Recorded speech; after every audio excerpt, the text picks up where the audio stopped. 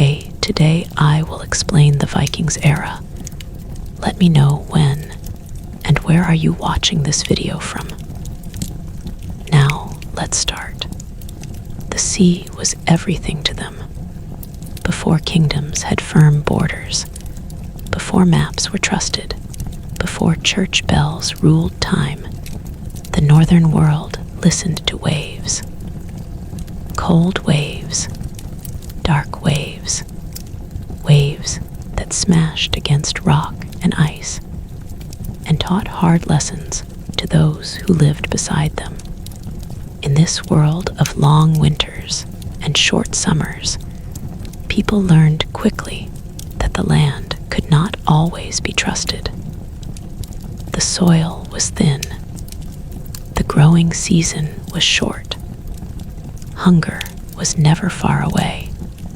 And so, the people of Scandinavia looked outward, toward the endless gray water, and began to shape a life that would change Europe forever. These people would later be called Vikings, but they did not use that word for themselves in the way we imagine. To them, going a Viking meant setting out on an expedition. It meant leaving home, not always to conquer, but to trade, to explore, to survive. They were farmers first, raising barley and rye where they could, tending sheep and cattle, living in long wooden houses where smoke clung to the ceiling and stories filled the night. Yet beneath this quiet village life, something restless was growing.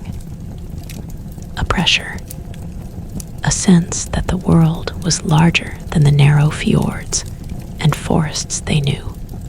The Viking Age did not begin with a single scream or burning village.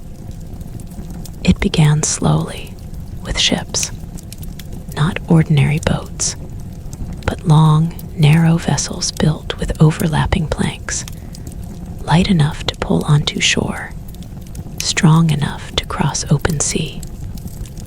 These ships were fast, silent when the wind allowed.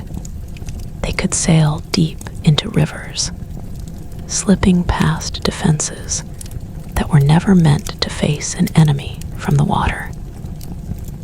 With these ships came opportunity, and with opportunity came temptation. By the late 8th century, Europe beyond Scandinavia was changing. Kingdoms were forming.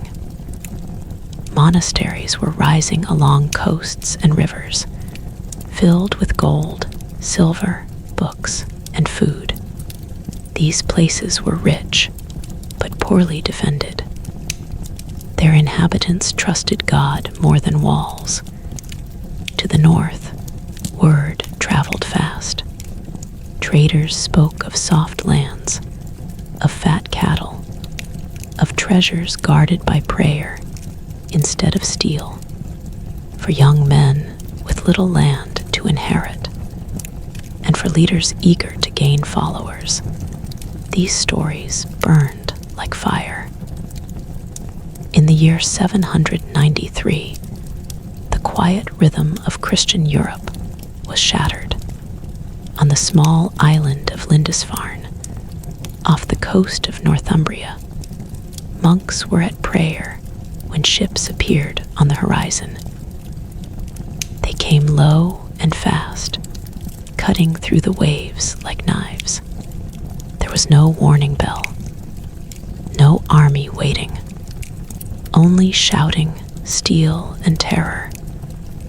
The attackers struck quickly, killing some, dragging others away, and taking whatever could be carried. When they vanished back into the sea, they left behind a wound far deeper than broken walls. They left fear. News spread across Europe like a storm. Chroniclers wrote of heathens, of demons from the north. They spoke of God's punishment, of the end of days. But to the raiders themselves, Lindisfarne was not the beginning of evil. It was proof that the sea paths worked, proof that small groups could strike powerful places and escape, proof that the world beyond Scandinavia was open. Raids followed, along the coasts of England, Ireland, and Scotland, then deeper inland through rivers like the Seine and the Rhine. Villages burned. Monasteries were emptied. Some raids were brutal and fast, others careful and planned. Not every Viking was a savage killer. Many were calculating, knowing when to threaten and when to bargain. They learned quickly that fear could be as valuable as the sword. At home, life continued. Women ran farms while men were away, managed wealth, raised children, and sometimes ruled in their absence. Communities depended on cooperation. Law was spoken aloud at assemblies, where disputes were settled and alliances formed. Gods like Odin, Thor, and Frey were honored with sacrifice and song, not because the people were cruel, but because they believed the world was alive with forces that demanded respect. Honor mattered. Reputation mattered. A good name could open doors across the sea. But as raids became more common, something shifted. Some Vikings did not return home right away. They stayed through winter. They repaired ships on foreign shores. They learned local languages. They noticed which lands were empty, which rulers were weak, which rivers led far into rich territory. Raiding was no longer enough for everyone. The sea had shown them something else, the possibility of settlement. In places like Ireland, Viking camps grew into towns. In England, large armies arrived, not just to take, but to claim. These were not random acts of violence. They were part of a growing pattern, driven by ambition, survival, and the simple truth that the North could not hold everyone who was born there. Each ship that returned carried not only silver, but stories. Stories of fertile land, of open space, of futures waiting to be seized. Europe trembled, but it did not fall. Kings adapted. Defenses improved. Deals were made. And slowly, the line between raider and settler began to blur. The Vikings were no longer just shadows on the horizon. They were becoming part of the land they once attacked. And as the sails kept coming, heavier with people instead of plunder, the age of quick strikes began to transform into something deeper, more lasting, and far more complex, leading directly into the moment when the raiders would decide not just to visit the world, but to stay. The fear that followed the early raids did not fade with time. Instead, it settled into the bones of Europe like a cold that never fully left. Coastal communities began to watch the horizon, not for storms, but for sails. Church bells that once marked prayer now warned of danger. Yet while monks and kings wrote of terror, something quieter was happening beneath the noise of burning villages and clashing steel. The Vikings were learning. Every journey taught them more about tides, winds, rivers, and people. They memorized coastlines the way others memorized prayers. They learned which towns paid tribute quickly and which resisted. They learned that rivers were the true roads of Europe, leading straight to wealth and power. And with this growing knowledge, their ambitions slowly changed shape. Raids were no longer only about sudden violence and fast escape. They were becoming part of a larger movement, one that involved planning, patience, and purpose. Back in Scandinavia, society was under strain. Families were growing, but land was limited. Inheritance laws meant the eldest often received the farm, leaving younger sons with little more than their strength and courage. These young men did not want to live as servants in their own homeland. The sea offered an answer. A ship could carry not just warriors, but hopes, tools, and dreams of ownership. At the same time, leaders who proved successful abroad gained followers at home. Wealth bought loyalty. Fame attracted warriors. Power began to concentrate around those who could lead men across water and bring them back alive. Slowly, warbands turned into armies, and seasonal raids turned into long-term campaigns. In England, the rhythm of attack grew heavier and more organized. By the mid-9th century, a massive force later remembered as the Great Heathen Army arrived. This was not a single raid.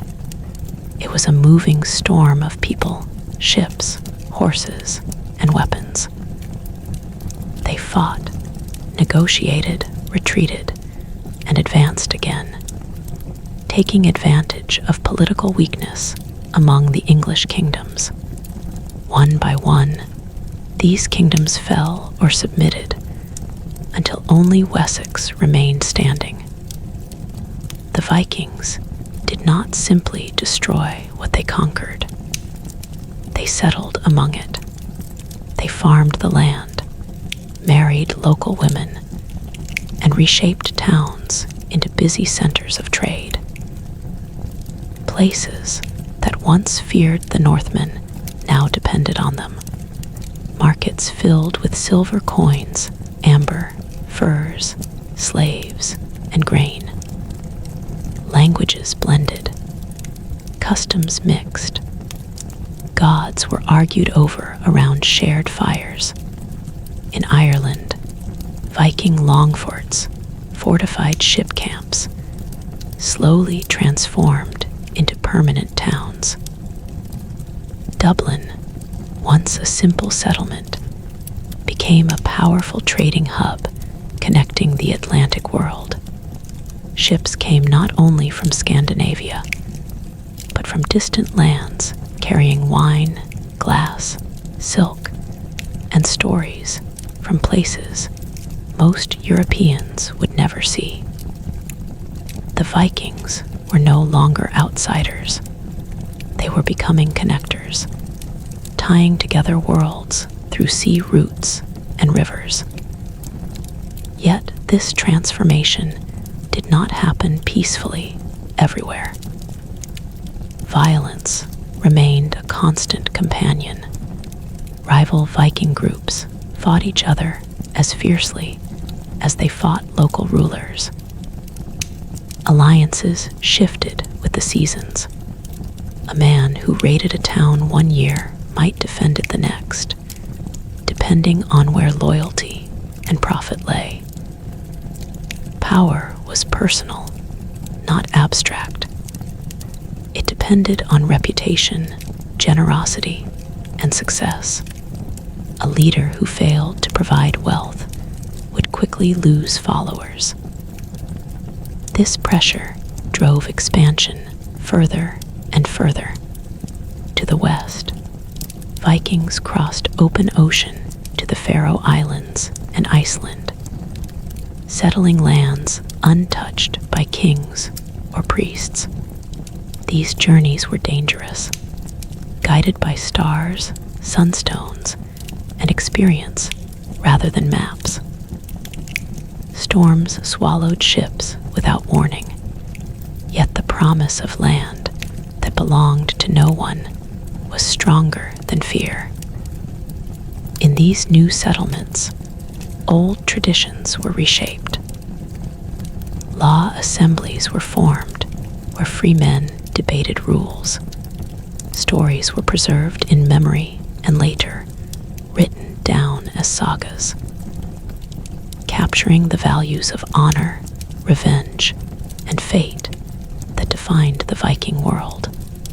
To the east, others traveled through the rivers of modern Russia, moving south toward the Black Sea and the wealthy cities of the Byzantine Empire. These Vikings, often called Varangians, became traders, mercenaries, and even imperial guards. They stood in foreign palaces, far from the cold north, serving emperors and carrying northern steel into southern wars. Gold flowed back along these routes, feeding the ambitions of leaders at home. Scandinavia itself began to change under this pressure. Small chieftains competed, fought, and absorbed one another. Kingdoms slowly formed as powerful figures used wealth from abroad to secure loyalty. Christianity began to creep northward, carried by missionaries, captives, and trade connections. Old gods were still honored, but new ideas took root. Some Vikings accepted baptism not out of faith, but strategy, knowing it opened doors to alliances and trade. Others resisted fiercely, seeing the new religion as a threat to their identity. The Viking world was no longer simple. It was layered, conflicted, and evolving. What began as desperate journeys from poor lands had become a vast network of movement, influence, and settlement stretching from North America to the Middle East. Yet this growth carried a cost. As Vikings settled, they became targets themselves. They had land to defend, families to protect, and borders to hold. The freedom of the sea began to clash with the responsibilities of ownership. Raiding could no longer be endless. The world they helped shape was pushing back, and as kings in Europe learned to fight like Vikings, building ships and fortresses of their own, the balance slowly began to shift, setting the stage for a future where the raiders would face a world ready to meet them head-on. As the years passed, the Viking presence in foreign lands stopped feeling temporary and began to feel rooted, like trees sinking their roots into unfamiliar soil. What had once been seasonal violence slowly turned into permanent occupation. And this shift changed everything. Warriors who once slept under open skies now built homes. Ships that once carried only weapons now carried plows, livestock, and families. The sound of axes no longer meant only battle. It meant forests being cleared, land being claimed, and futures being shaped. In England, the territory that came to be known as the Danelaw emerged as a living symbol of this transformation. It was not a single moment of conquest, but a gradual blending of Norse and Anglo-Saxon worlds. Laws were rewritten, measurements adjusted, and customs negotiated. Villages took on new names ending in by and Thorpe, quiet reminders of who had settled there. The people farmed the same fields, prayed in different ways, and slowly learned to live beside one another. Children grew up bilingual without realizing they were part of history. Yet peace was fragile, always balanced on memory and mistrust. Every agreement rested on the sharp edge of past violence. In Wessex, King Alfred understood this better than most. He had faced the full force of Viking armies and survived, not through brute strength, but through patience, planning, and reform. Alfred built fortified towns, trained militias, and created a navy inspired by the very ships that had once terrorized his shores. He negotiated when necessary and fought when forced, slowly turning defense into resilience. His victories did not erase the Vikings, but they changed the nature of their presence. The era of unchecked conquest in England began to close, replaced by a tense coexistence that demanded compromise. Meanwhile, in Ireland, Viking settlements grew into powerful urban centers. Dublin, Waterford, Limerick, and Cork became hubs of trade and movement. These towns were different from older Irish settlements. They were outward-facing, tied to the sea, filled with goods and people from distant places. Slavery, a harsh and often ignored reality of the Viking Age, flourished here. Captives from raids were bought and sold, sent across seas, and used to fuel economies that stretched far beyond local borders. This trade brought wealth, but also deepened resentment, ensuring conflict never fully disappeared. Irish kings fought Viking leaders, allied with them, betrayed them, and fought them again. Power shifted constantly, like tides responding to unseen forces.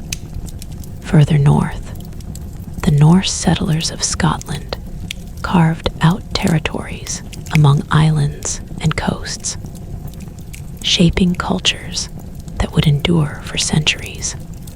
The Orkneys and Shetlands became deeply Norse in language and law, while mainland regions saw constant interaction between Picts, Gaels, and Scandinavians.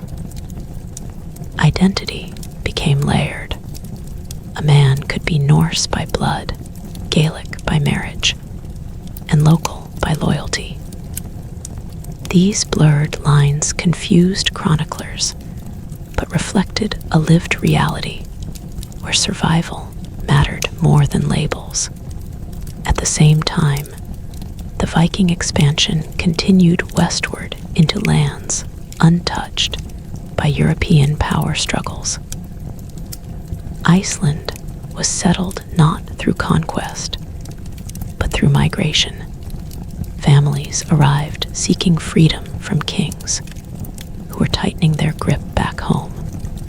They brought laws, stories, and traditions, creating a society with no king, governed instead by assemblies and shared rules.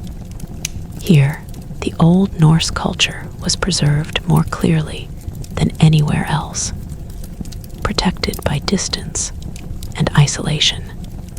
Sagas were born in these landscapes, stories passed down through generations, filled with heroes, feuds, and fate. These tales were not just entertainment, they were memory, identity, and moral compass. Beyond Iceland lay Greenland, a land of ice and stone settled through sheer determination and stubborn hope.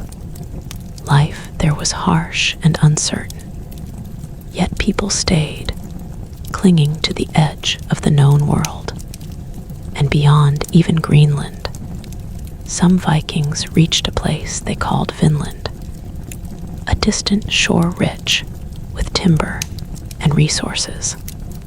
Their presence there was brief, fragile, and ultimately abandoned. But it proved something extraordinary. The Vikings had crossed the Atlantic centuries before others would attempt the same.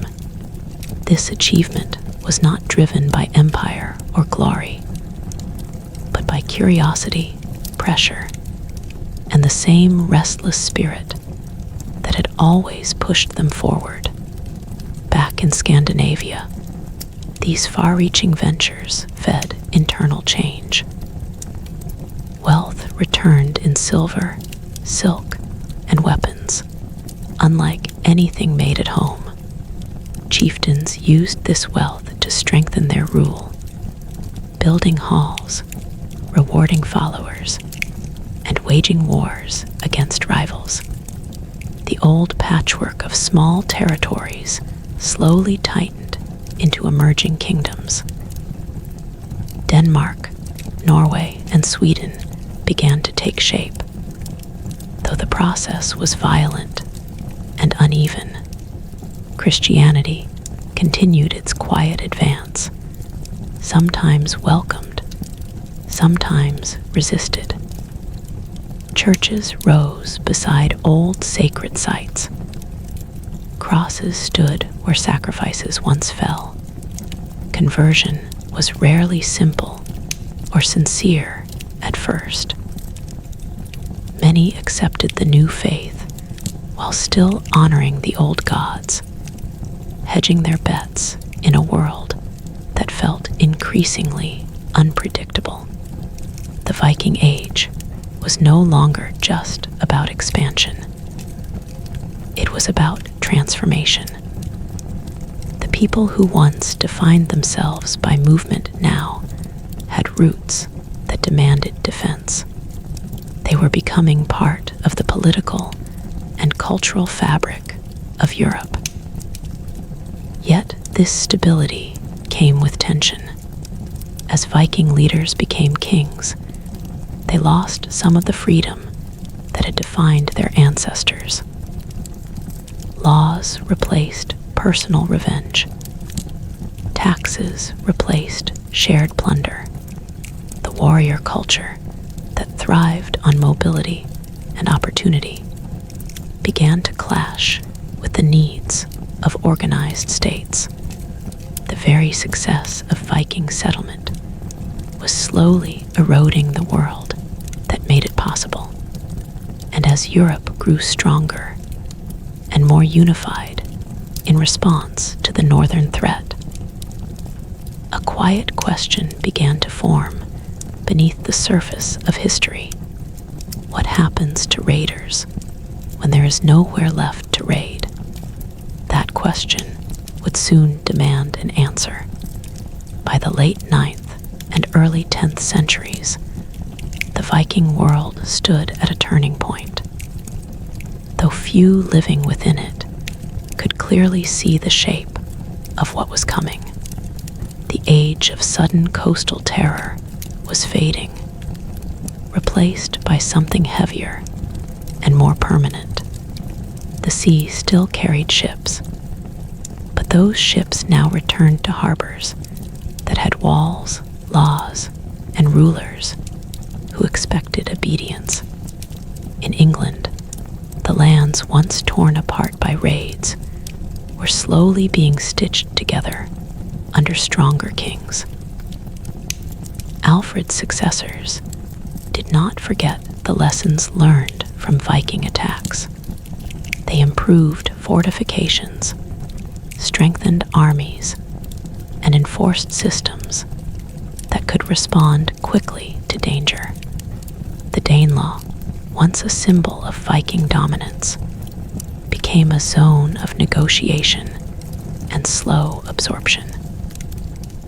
Norse settlers lived under agreements that demanded loyalty, taxes, and eventually faith. Their children grew up knowing English kings as much as Scandinavian ancestors. Names softened, accents shifted, and identity became something inherited quietly rather than fought for openly. Yet beneath this surface calm, old tensions simmered.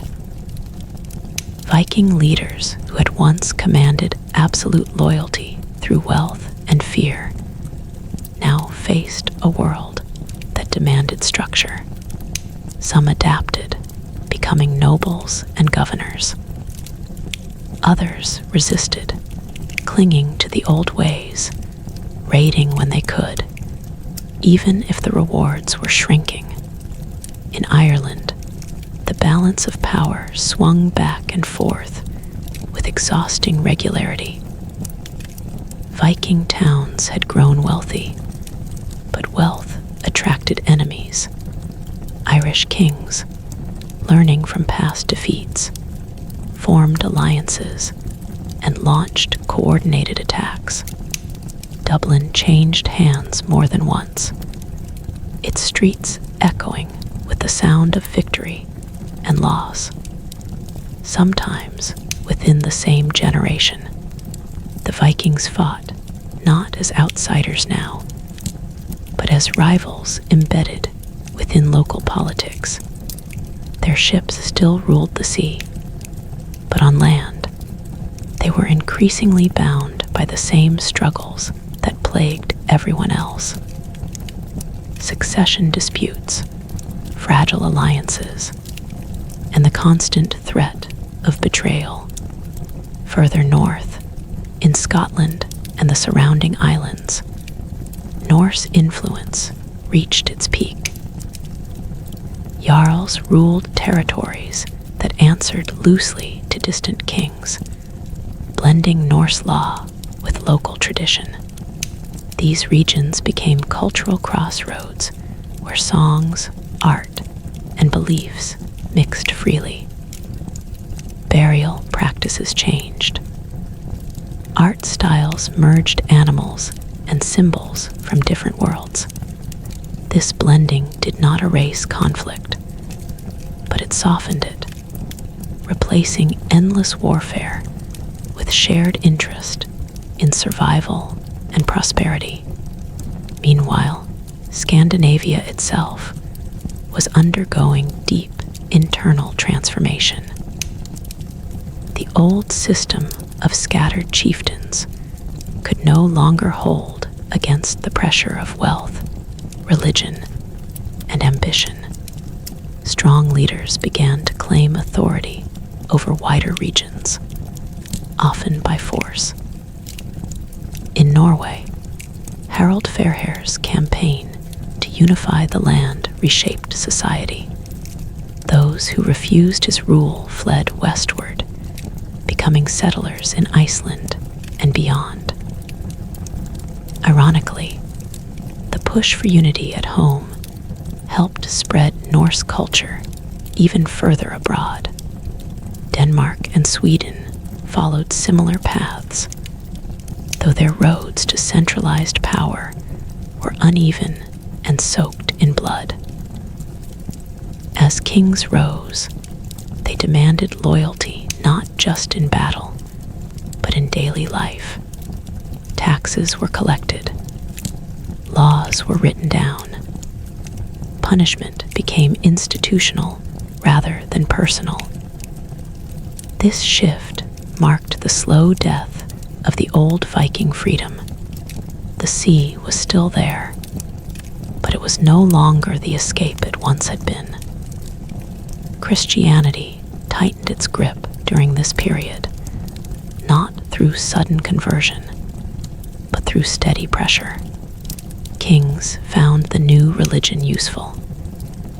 It offered legitimacy, connections to powerful neighbors, and a framework for rule that extended beyond personal strength. Churches were built with royal support. Bishops advised rulers. Pagan rituals were discouraged or quietly absorbed into Christian practice. For many ordinary people, belief became a mixture of old and new. They prayed to Christ, but still whispered to old gods when storms rose or crops failed. This spiritual tension mirrored the broader uncertainty of the age. To the east, the Varangians continued to move along river routes, but even these paths began to change. The Byzantine Empire remained wealthy, but its politics were dangerous and unstable. Serving as mercenaries brought prestige, but also risk. Some never returned. Others came back with stories of golden cities and brutal court intrigue, fueling legends that blurred truth and myth. Trade routes remained active, but competition increased as Slavic and other powers asserted control over key regions. The Vikings were no longer unique masters of movement. Others had learned their ways. Across Europe, shipbuilding improved. River defenses strengthened. Coastal watch systems expanded.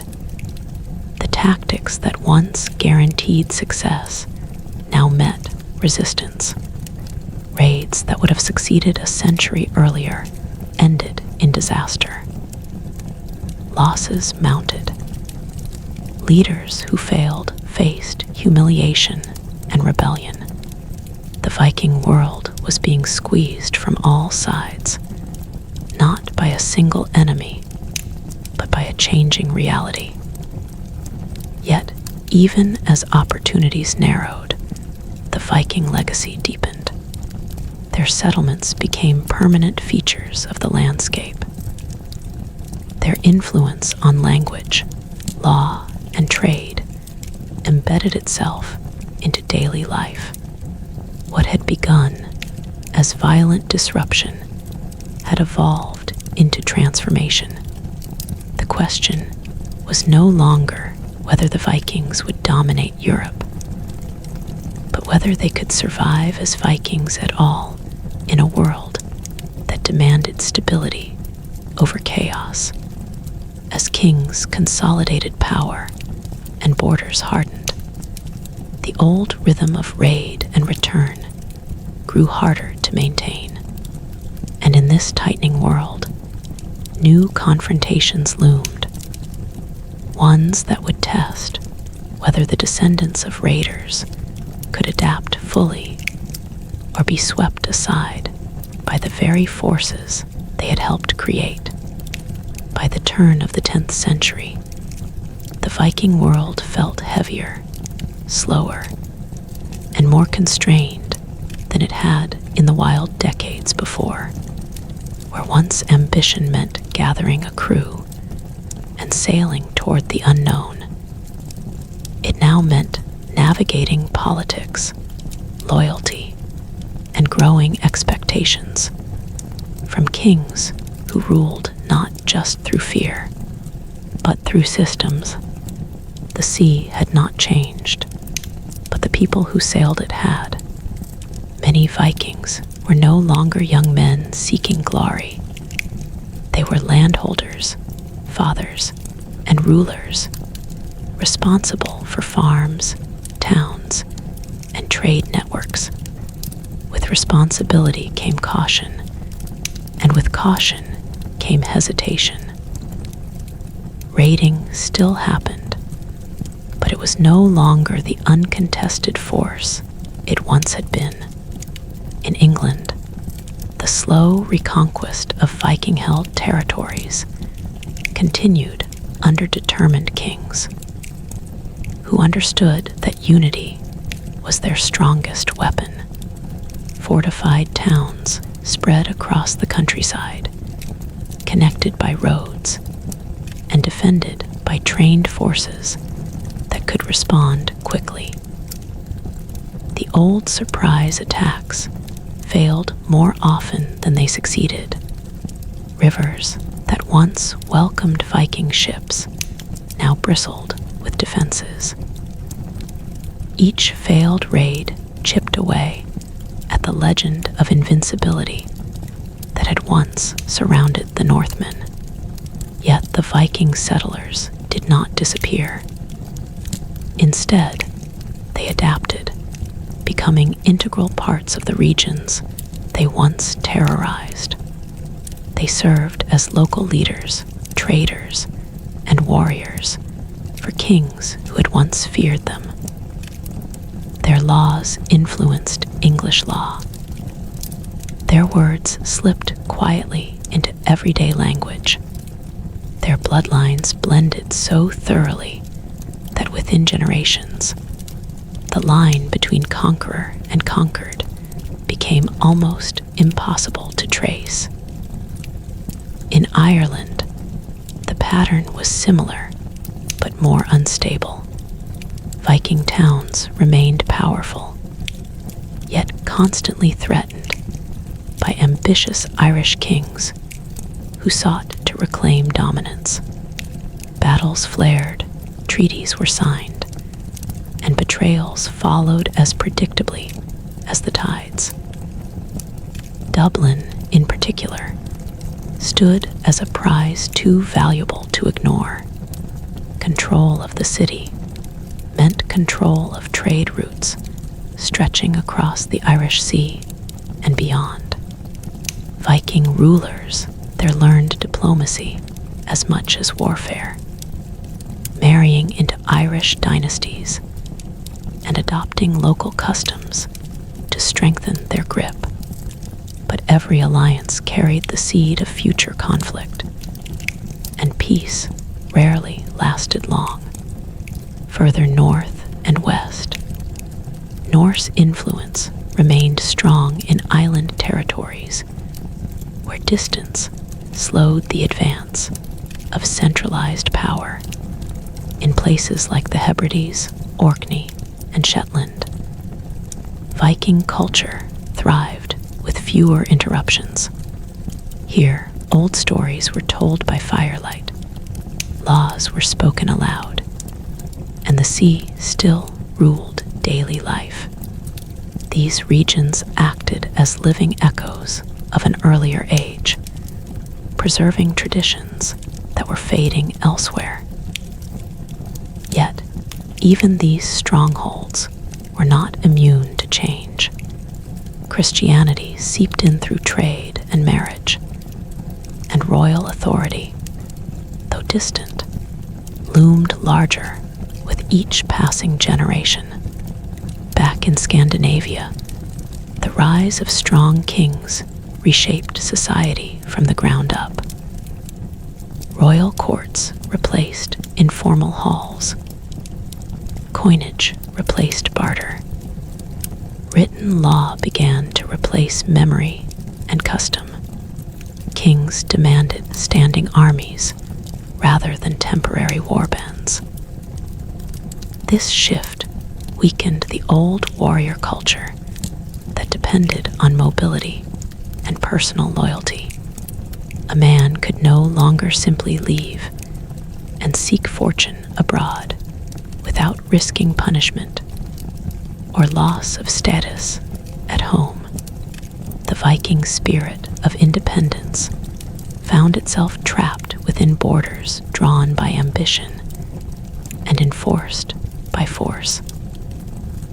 Religion played a crucial role in this transformation. Christianity offered kings a powerful tool, unity under one faith, one God, and one authority. Conversion was often violent and resisted fiercely. Sacred groves were destroyed. Old rituals were banned. Those who clung to the old gods were mocked, pressured, or punished. Yet for many, the change was gradual rather than dramatic. Old beliefs were not forgotten overnight. They were reshaped, hidden beneath Christian symbols, whispered instead of shouted. The gods of thunder and wisdom faded slowly, leaving behind stories rather than shrines. To the east, Viking influence faced growing competition. The river routes that once belonged almost exclusively to Varangian traders became contested by emerging Slavic states. Control over trade hubs shifted. Wealth that once flowed freely back to Scandinavia now pooled elsewhere. Serving foreign rulers still brought prestige. But fewer young men were willing to risk distant service when opportunities at home demanded their presence.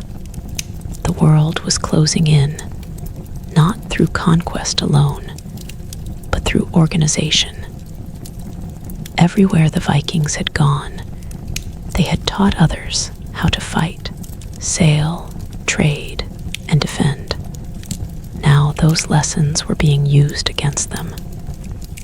The age that Vikings themselves had unleashed was maturing, and maturity favored stability over chaos. Still, the Viking legacy could not be erased. Their settlements had reshaped geography. Their trade networks had connected continents.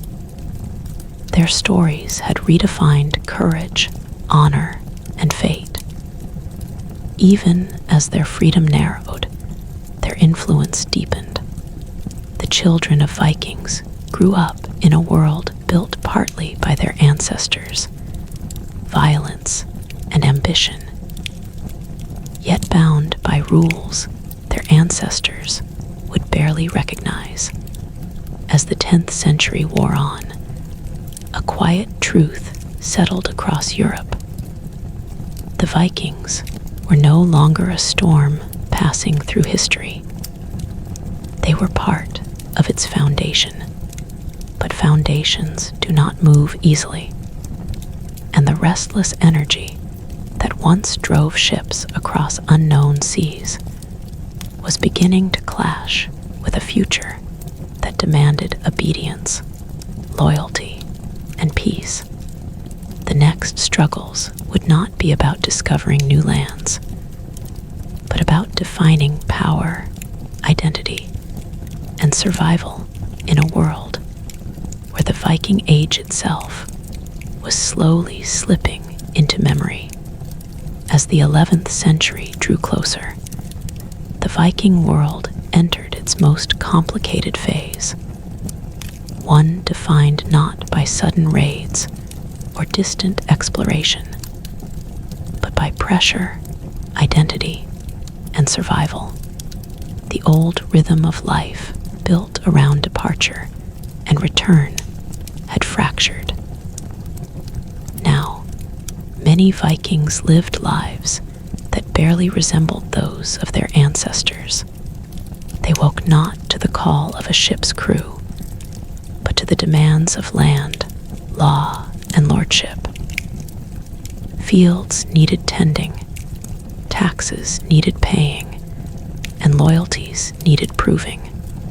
The sea was still there, vast and inviting, but it no longer promised freedom without consequence. In England, the descendants of Viking settlers were fully woven into society. The Danelaw still existed in memory and custom, but politically, it was being absorbed piece by piece. Kings used law instead of force whenever possible, reshaping identity through obligation rather than bloodshed. Viking families held land under English authority, served in royal armies, and followed Christian rituals that their grandparents would have barely understood. Yet memory lingered. Old stories were still told, not as threats, but as heritage. Swords hung on walls as symbols rather than tools. The fear, once inspired by northern names, softened into familiarity. This quiet absorption marked one of the most successful and least dramatic endings of Viking power. They did not vanish. They dissolved into the world they had changed. Ireland remained more unstable, resisting full consolidation longer than most regions. Viking towns continued to act as independent centers of power, but their influence slowly weakened as Irish kings learned to work together. Warfare became more strategic and less impulsive. Viking leaders could no longer rely solely on ships and shock. They had to negotiate legitimacy in a land where they were still remembered as outsiders.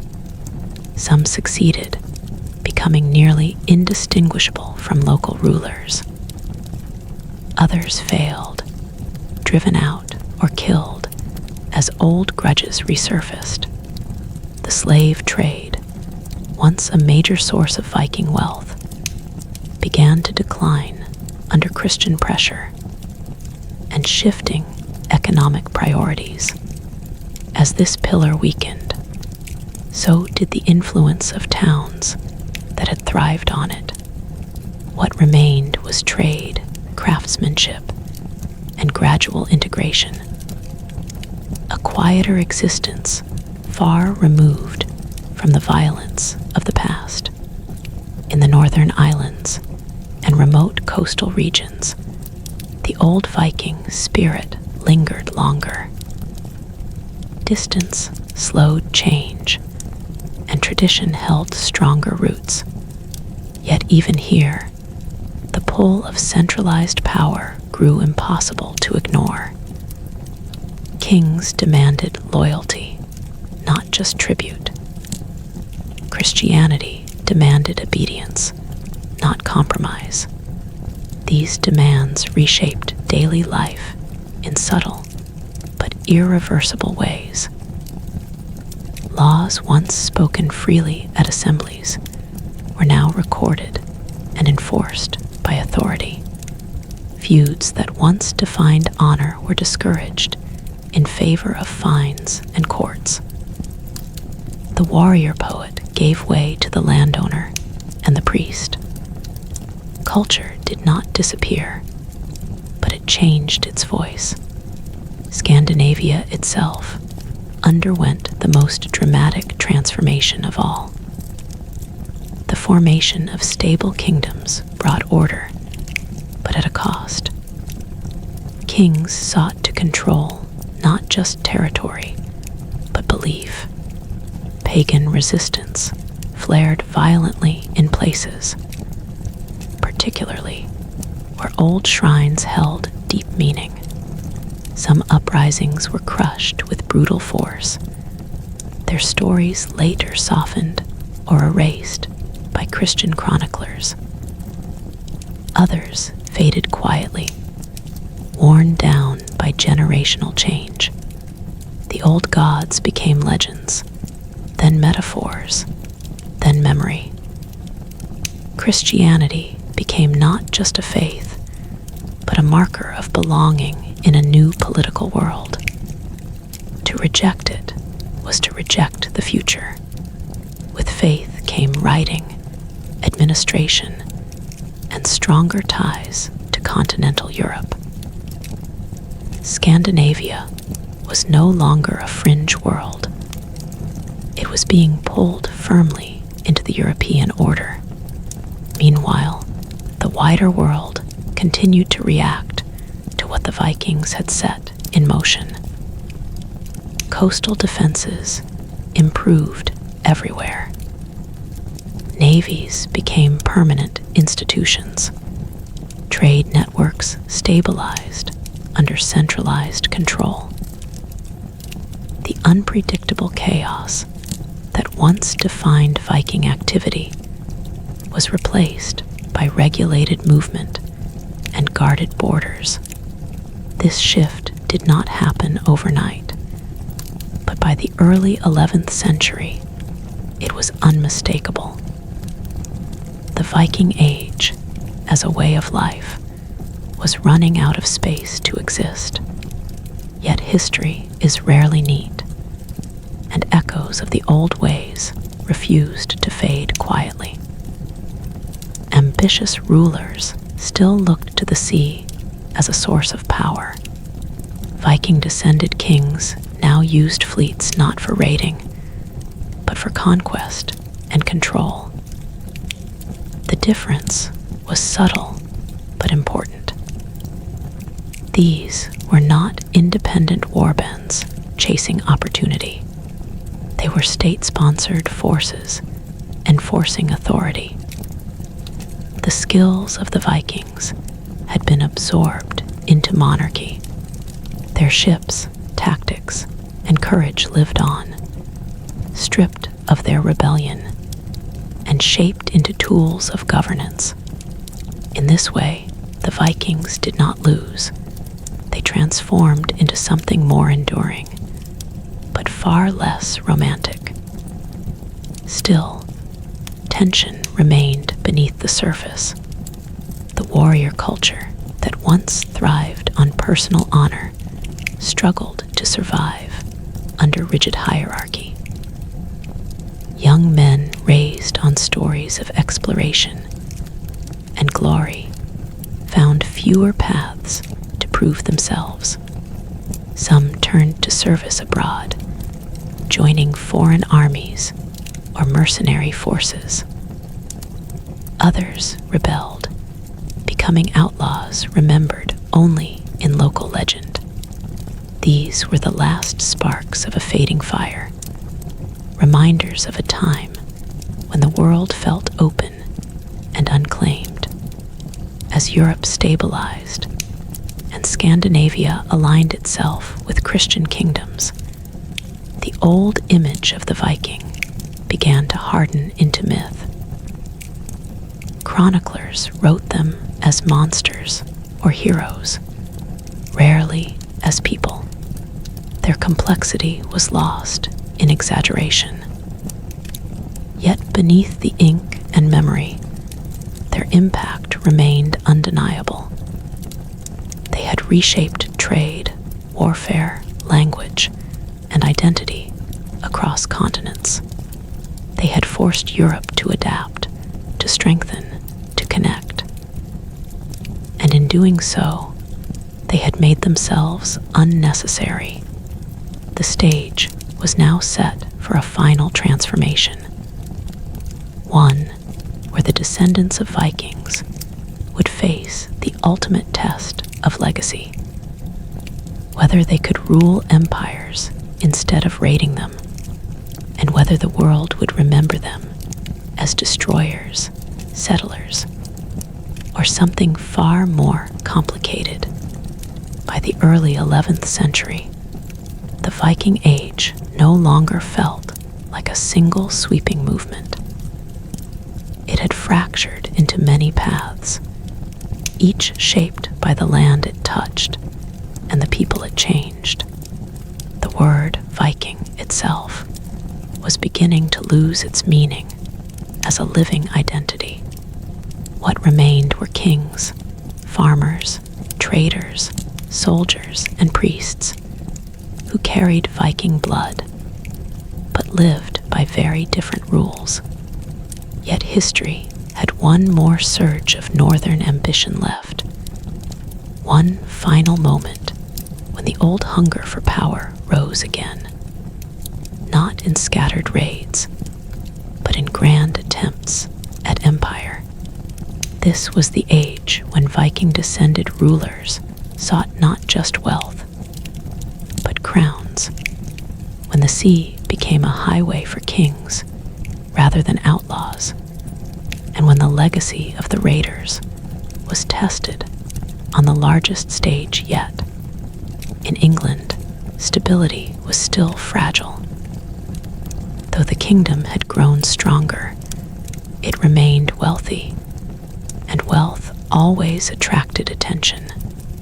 New waves of Scandinavian rulers looked west and saw opportunity, not chaos. They came not as desperate raiders, but as organized forces backed by kingdoms. One of the most powerful figures of this era was Sweyn Forkbeard of Denmark, a king forged by both Viking tradition and Christian politics. His invasion of England was ruthless and effective. Towns surrendered not out of fear alone, but out of calculation. Resistance was costly, and many preferred negotiation to destruction. When Sweyn was declared King of England in 1013, it marked something extraordinary. A Viking king now ruled one of Europe's most powerful realms, not temporarily, but as a legitimate monarch, though his reign was short, cut off by death. It proved that the descendants of raiders could seize and hold thrones once denied to them. His son, Sinuth the Great, carried this ambition further than anyone before him. Sinuth was not a wild conqueror driven by impulse. He was patient, strategic, and deeply aware of the fragile balance between fear and loyalty. When he took the English throne, he did not rule as a foreign tyrant. He ruled as a king who understood England, respected its laws, and used its systems to strengthen his authority. He married into the royal line, rewarded both English and Scandinavian supporters, and built a realm that stretched across the North Sea, linking England, Denmark, and Norway into a single sphere of power. This North Sea empire was the ultimate expression of Viking potential. It was built on ships, sea routes, and the courage of generations. Yet it functioned through administration, diplomacy, and law. Under Sinuth, the Viking world reached its political peak, even as its cultural independence continued to fade. This paradox defined the era. The skills that once made Vikings feared now made them effective rulers. But ruling demanded restraint. Sinuth supported the church, enforced peace, and punished rebellion. Raiding was no longer tolerated. It threatened stability. The very practices that had once defined Viking identity were now treated as crimes.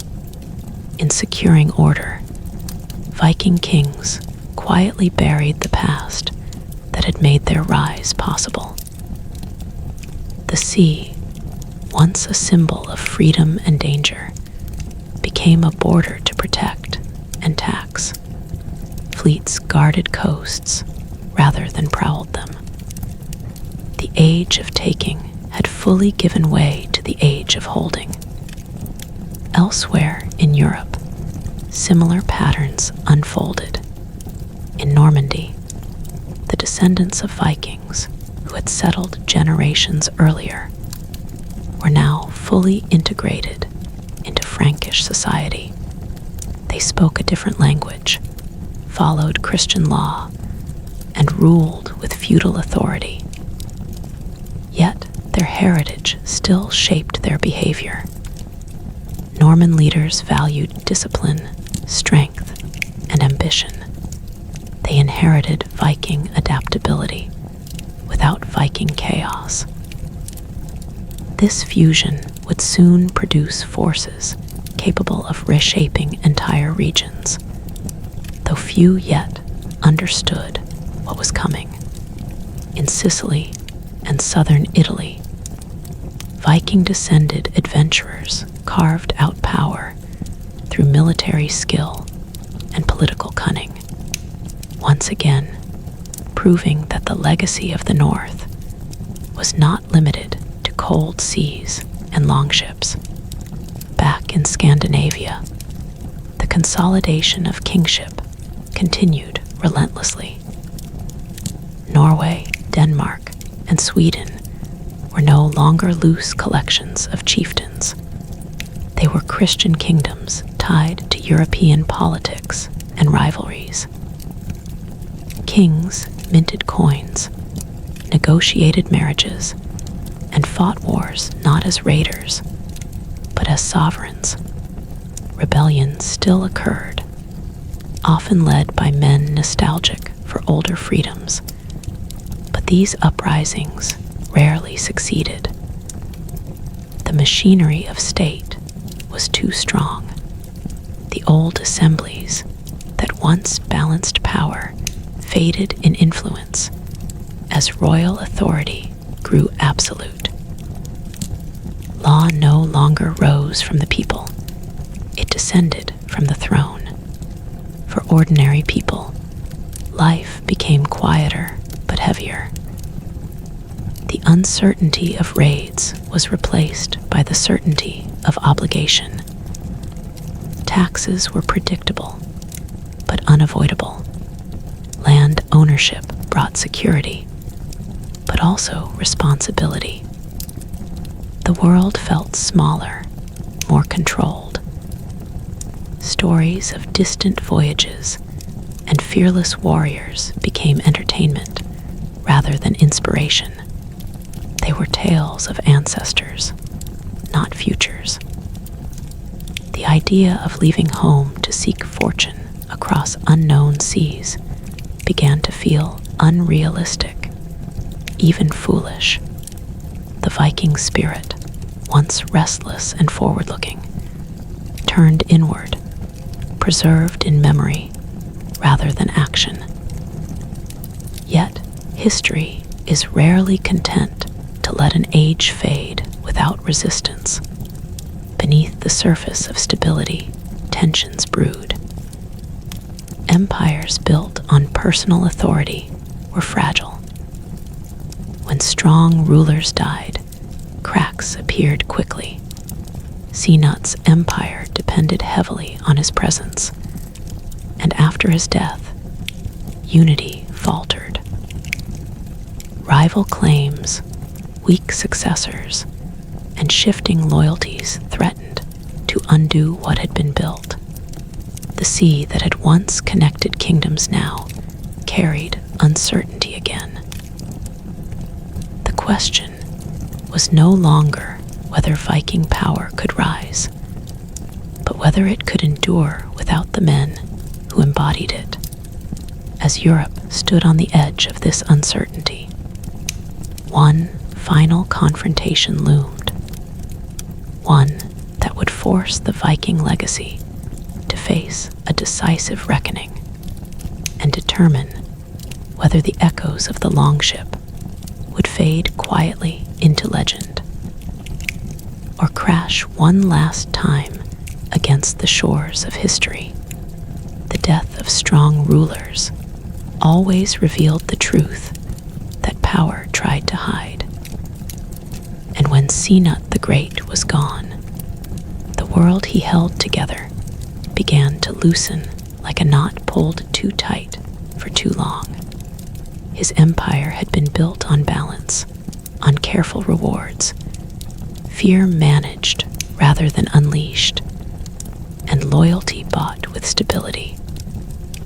Without him, that balance collapsed quietly at first, then all at once. England, Denmark, and Norway drifted apart, each pulled by its own ambitions and old rivalries. Sons and rivals fought not with the wild hunger of early Vikings, but with cold political calculation. The sea still connected these lands, but now it carried uncertainty instead of opportunity. Fleets sailed not to explore, but to enforce claims and suppress rebellion. This moment marked a deep shift in the Viking story. The age of daring expansion was gone. What remained was a struggle over inheritance, legitimacy, and control. The same struggles that defined every other European power. The Vikings had become what they once preyed upon. In England, this collapse reopened old wounds. Scandinavian influence still ran deep, but it was no longer united. Rival leaders competed for control, while English nobles pushed back, determined not to fall under foreign rule again. The land had learned from centuries of invasion. Fortifications were stronger, armies more organized, and political awareness sharper. The chaos that followed Sinutt's death did not invite Viking resurgence. It invited resistance. Slowly, English rule reasserted itself, not through a single great victory, but through endurance. Viking descended elites either adapted fully or were pushed aside. Their names faded into local records, their power diluted through marriage, service, and time. The fear that once followed northern bloodlines softened into history. In Scandinavia, the pressure was even heavier. Kings now ruled lands that were expected to behave like Christian kingdoms, not raiding cultures. Church authority expanded alongside royal authority, reinforcing obedience and moral order. Pagan memory survived mostly in stories, stripped of power and danger. The sea, once sacred and feared, became regulated, taxed, watched. Young men who might once have sought glory across the horizon now found themselves serving kings or working land inherited through strict law. The old Viking solution to hardship, leave and take, no longer fit a world with borders and consequences. This created frustration, a quiet tension between who people were taught they descended from and who they were allowed to be. Yet, the Viking legacy refused to disappear neatly. In Normandy, descendants of Scandinavian settlers had transformed completely, but not weakened. They had absorbed discipline, feudal structure, and Christian authority, while retaining an aggressive confidence inherited from their past. They valued loyalty, military strength, and decisive leadership. These qualities simmered beneath their polished courts and Latin prayers. Across Europe, few yet realized that this fusion of Viking adaptability and continental organization was about to reshape power on an even larger scale. The energy of the Viking Age had not vanished. It had changed its form. Elsewhere, echoes of Viking movement still rippled, trade routes they established continued to move goods, ideas, and people across vast distances. Towns they founded remained vital centers of commerce. Legal traditions influenced by Norse customs survived in modified forms. Even language carried their imprint, everyday words spoken without thought, long after their origin was forgotten. The Vikings were no longer visible as a force, but they were everywhere, embedded in the foundations of Europe. Still, not all change was quiet. One last great wave of conflict approached, driven not by settlement or empire building, but by unresolved identity. Some Viking leaders refused to accept the closing of their world. They believed that strength still came from courage and conquest, not law and inheritance. These men looked west again, toward England, seeing it as unfinished business, a land once taken and lost. Among them rose a figure shaped by old traditions, but hardened by new realities, a man who believed fate still favored bold action. His name would be remembered as Harald Hardrada. Harald had lived a life that stretched across the Viking world's final transformation.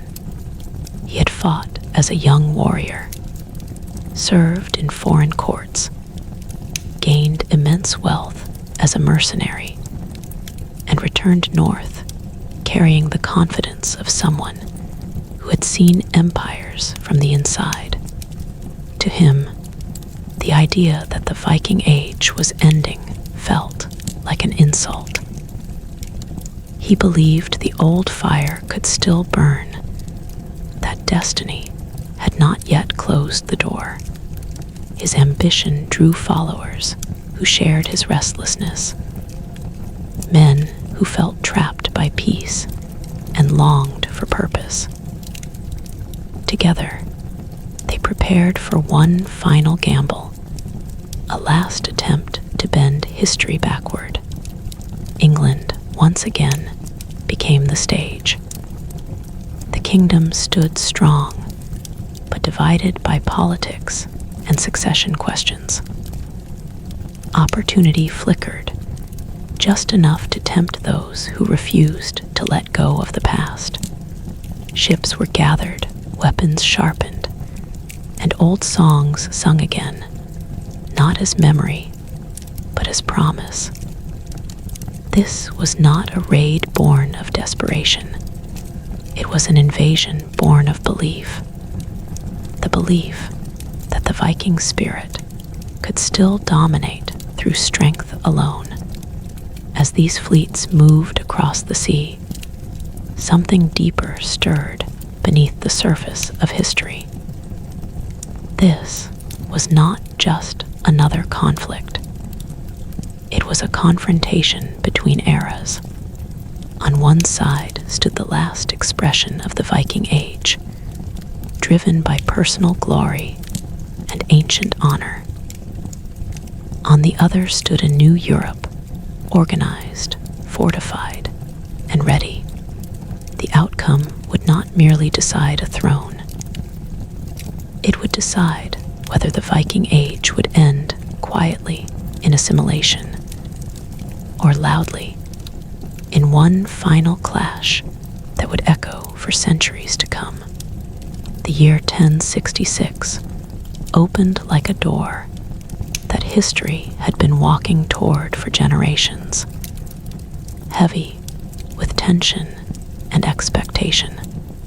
England stood at the center of the storm once more, not as the helpless victim of earlier centuries, but as a hardened kingdom shaped by long memory.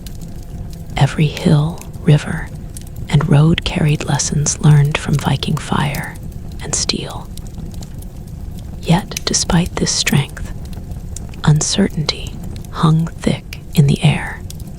A king had died without a clear heir, and in that moment of weakness, old ambitions rose again.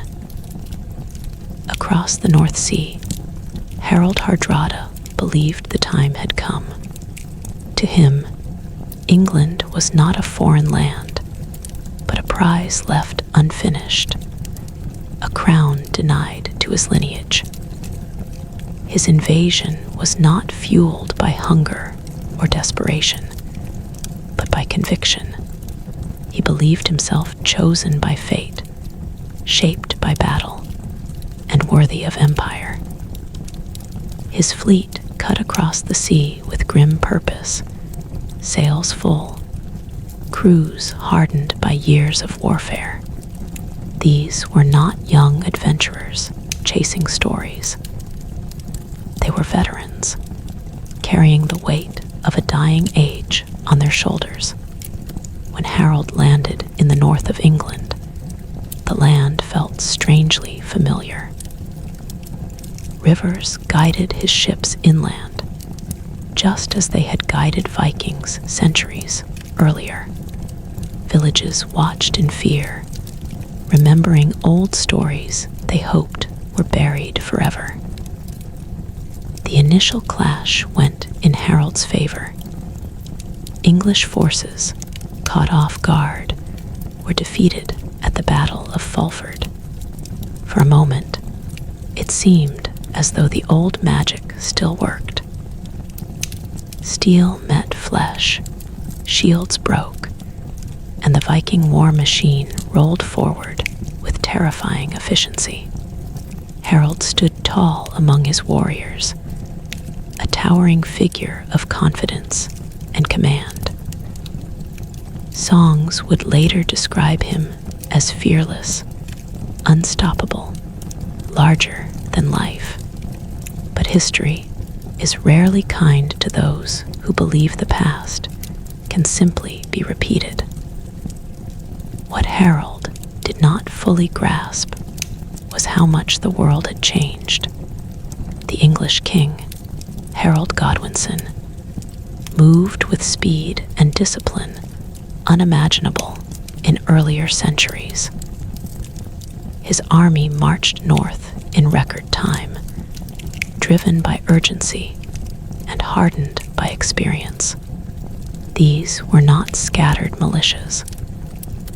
They were organized forces defending a kingdom that understood the cost of invasion. When the two armies met at Stamford Bridge, the air was thick with inevitability. The Vikings, relaxed after negotiation talks and unprepared for sudden battle, were caught exposed. Armor lay back at ships.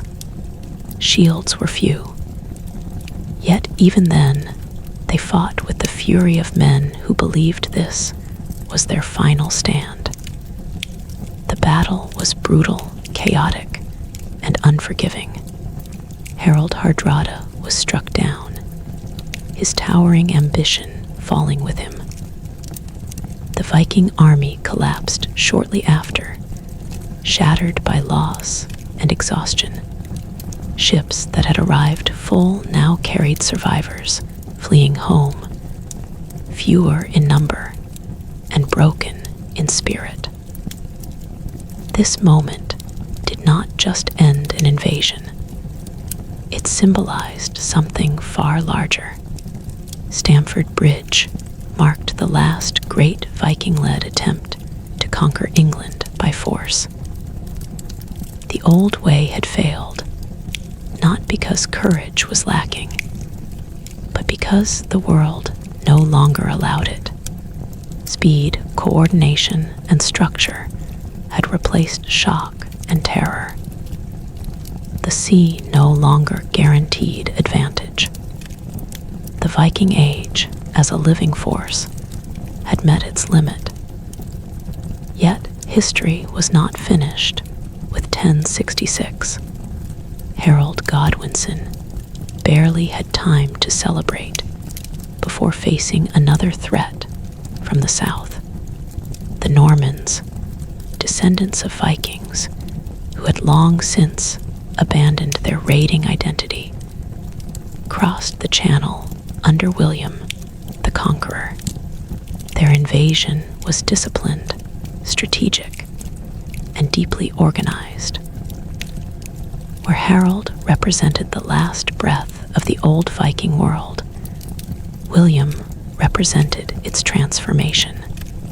He carried Viking blood, but fought with feudal order, cavalry tactics, and papal blessing. The Battle of Hastings that followed would reshape England forever, but its deeper meaning lay in contrast. Two paths born from the same origin had collided with the future in different ways. One failed by clinging to the past. The other succeeded by adapting completely. After 1066, the echoes of Viking raiding faded rapidly. Scandinavia turned inward, focused on strengthening kingdoms and maintaining order. The sea remained important, but it no longer defined identity. Exploration slowed. Expansion stopped. The restless energy that once pushed men into unknown waters found fewer outlets. Those who sought adventure did so within armies, courts, and trade ventures governed by law. The old sagas were written down during this period, preserved by people who already knew the world they described was gone. These stories became memorials, not guides. They celebrated a time when fate was personal, and honor was proven by action rather than title. Across Europe, the marks of the Viking Age remained everywhere, even as its presence disappeared. Towns founded by Vikings thrived. Trade routes they carved stayed active. Legal ideas they introduced influenced governance. Languages carried their words quietly forward. The fear they once inspired transformed into fascination. Chroniclers exaggerated their savagery. Poets glorified their bravery, and memory reshaped them into symbols rather than people. The Viking became a legend stripped of complexity, frozen in time. But for those living in the aftermath, the transition was deeply human. Families who traced their lineage to raiders now lived as farmers, merchants, priests, and nobles. They carried no ships on their backs, no axes in their hands. Their world was quieter, more predictable, but also narrower. Freedom had been traded for security. Chaos had given way to control. Whether this was progress or loss depended on who was asked. The Viking Age did not end with a single battle or date. It faded through exhaustion, adaptation, and success. The Vikings had changed Europe so thoroughly that Europe no longer needed them to be what they once were. Their methods were copied, their strengths absorbed, and their weaknesses exposed. In reshaping the world, they reshaped themselves out of relevance. Yet, even as their age slipped into history, something unresolved lingered beneath the surface. The Viking spirit, restless and defiant, never truly vanished. It lived on in stories, in ambition, in the urge to push beyond known limits. And as the medieval world settled into its rhythms, the long shadow of the North remained, waiting to be remembered, reinterpreted, and rediscovered by generations who would look back and ask how a people from cold, narrow lands once shook the foundations of the known world. By the mid-11th century, the Viking Age had passed into a different kind of existence, one less dramatic, but far more enduring. What remained was no longer the thunder of oars on open water, the clash of axes, or the sudden terror of coastal raids. Instead, it was something quieter, woven into the fabric of everyday life, lasting far beyond the memories of battle. Across Europe, in England, Ireland, Normandy, the Scottish Isles, and Scandinavia itself, the traces of Viking influence were everywhere, though the people themselves had begun to vanish into the societies they once challenged. The age of open raiding, of ships carrying warriors to unknown shores in search of plunder and fame, had ended, but the consequences of centuries of movement, violence, settlement, and adaptation had left marks that would endure for generations. In England, the land was transformed not just by conquest, but by integration.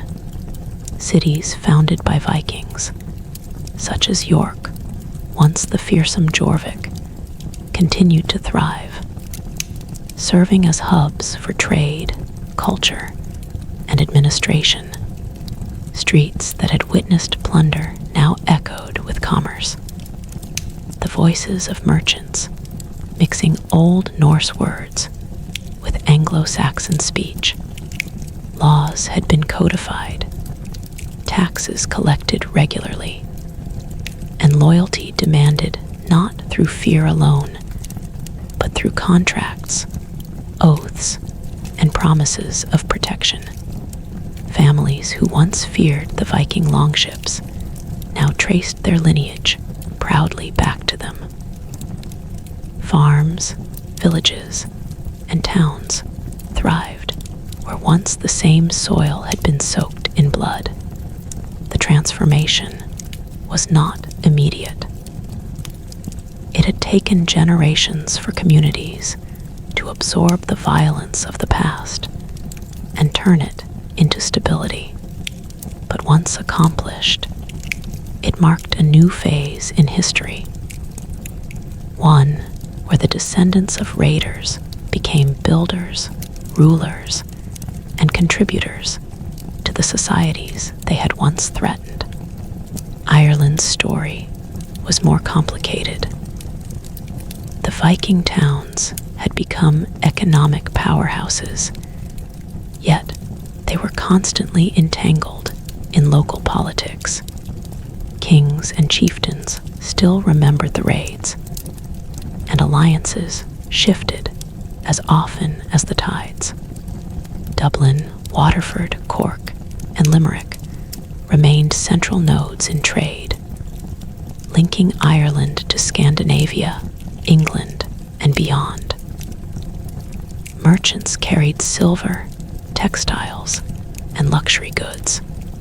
Craftsmen produced weapons and jewelry, blending Viking design with local traditions.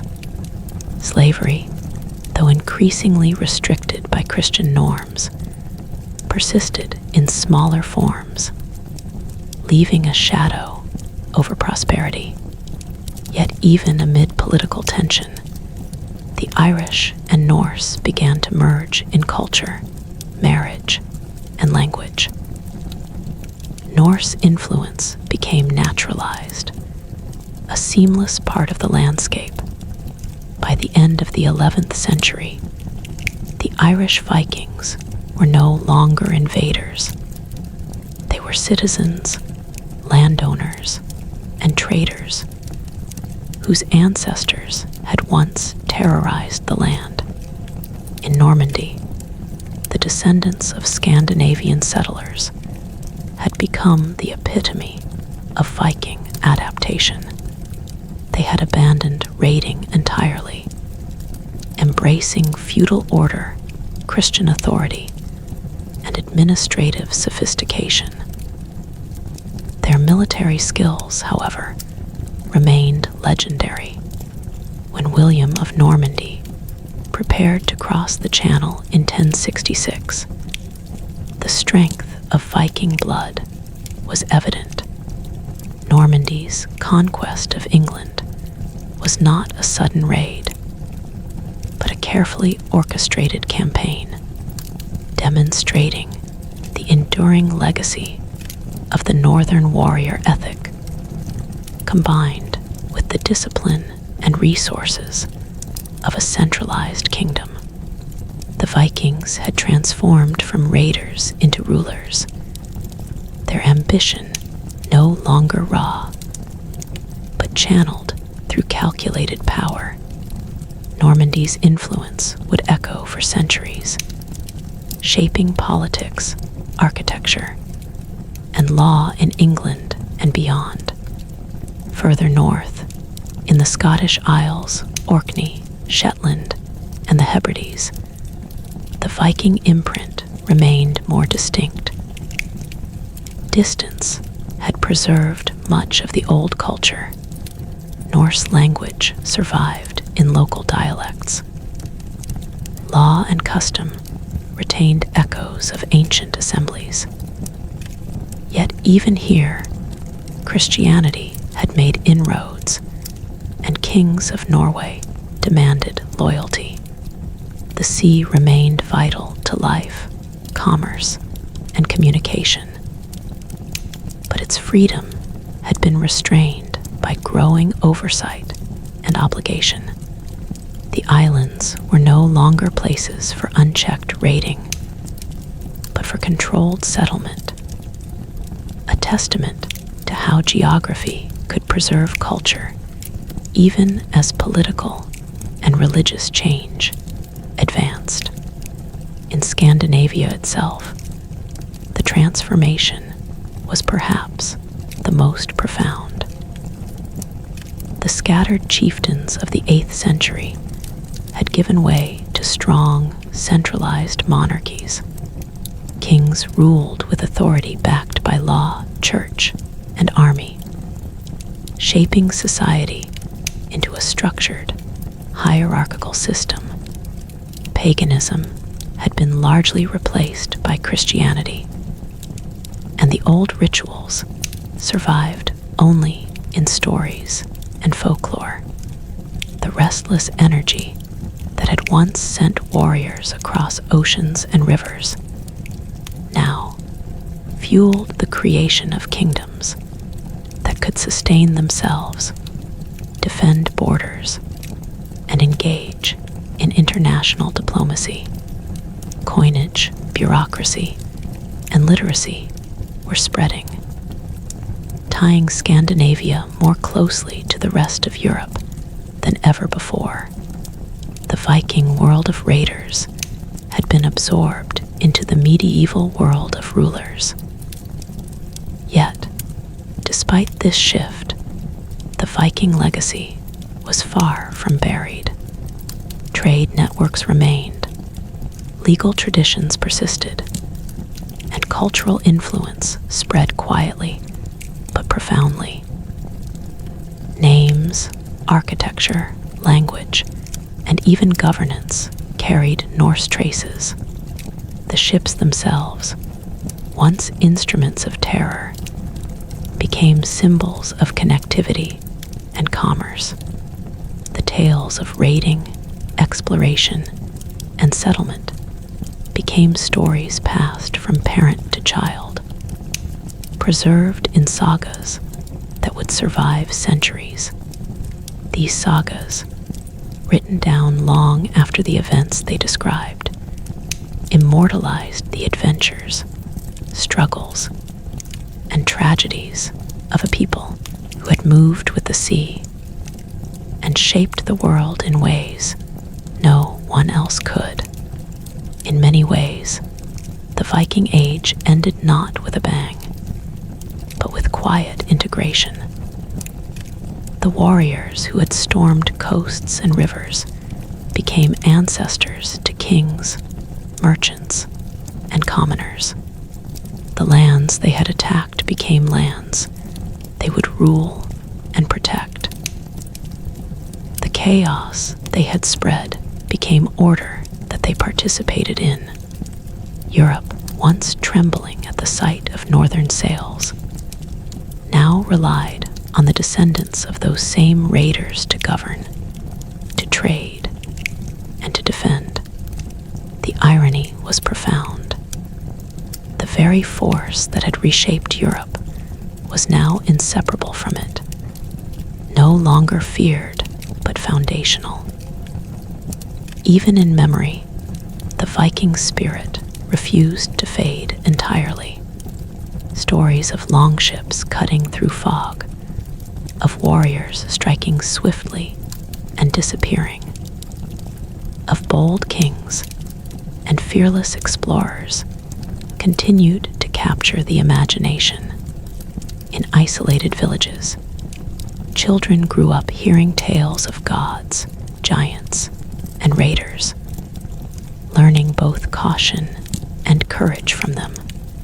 In courts and monasteries, scribes preserved history while transforming it into legend. The Viking Age lived on as myth, as inspiration, as a reminder of a time when the world seemed vast and opportunity limitless. And so, by the mid-11th century, the Viking Age reached its natural conclusion. The seas that had once carried terror and wonder now carried commerce, governance, and diplomacy. The people who had once defined themselves by the ability to strike and disappear now defined themselves by the ability to build and endure. The transformation was complete. Europe had absorbed the Vikings, but in absorbing them, it had also been shaped forever. The rivers they sailed, the cities they founded, the laws they influenced, and the stories they left behind ensured that even as their era closed, their mark remained indelible. The Viking Age, violent, restless, and unstoppable, had ended, but it had also become something eternal, a force woven into the very identity of Europe itself, echoing through centuries as a reminder that a people from the coldest, harshest lands could change the world in ways unimaginable. And yet, even as the Viking Age faded into memory, the question that had driven generations of northern warriors lingered in whispers across the seas. What next for a people defined by the call of the horizon, the hunger for challenge, and the restless fire of the north? That question would linger in the stories, in the sagas, and in the imagination of generations to come, ensuring that while the age of Viking raids was over, its spirit would never truly die. Even as the Viking Age receded into memory, its influence continued to ripple across lands, seas, and minds, shaping societies in ways both visible and subtle. The men and women who had once boarded longships in search of plunder had settled into a world that demanded patience, law, and governance. For them, survival no longer meant escaping the unknown or seizing treasure. It meant negotiating life within structured kingdoms, adapting to faiths that were foreign to their ancestors, and navigating political systems that required more cunning than raw strength. Yet, for all the changes, the essence of the Viking spirit lingered in quiet but powerful ways. In the skillful management of resources, in daring maritime ventures that now served trade instead of pillage, and in the unyielding drive for personal honor, now expressed through leadership and reputation rather than raiding. Across the North Sea, Scandinavia had begun to stabilize into distinct kingdoms. Norway, Denmark, and Sweden, each of these was forging a sense of identity, distinct from its past raiding culture. Yet each carried remnants of the old ways.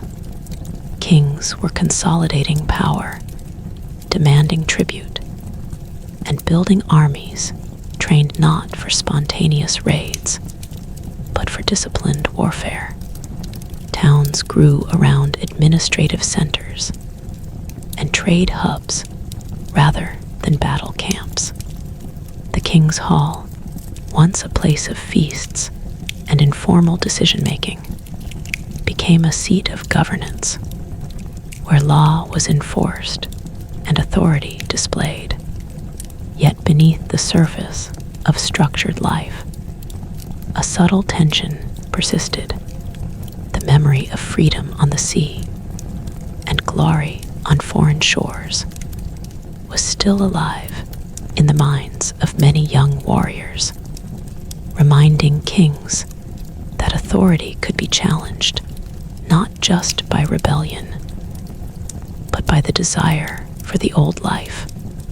In England, the landscape of influence left by Vikings remained profound. Cities and towns, founded or heavily shaped by Scandinavian settlers York, Lincoln, Derby, and many others, flourished as economic centers. The integration of Norse and Anglo-Saxon cultures produced a hybrid society that was more complex than either could achieve alone.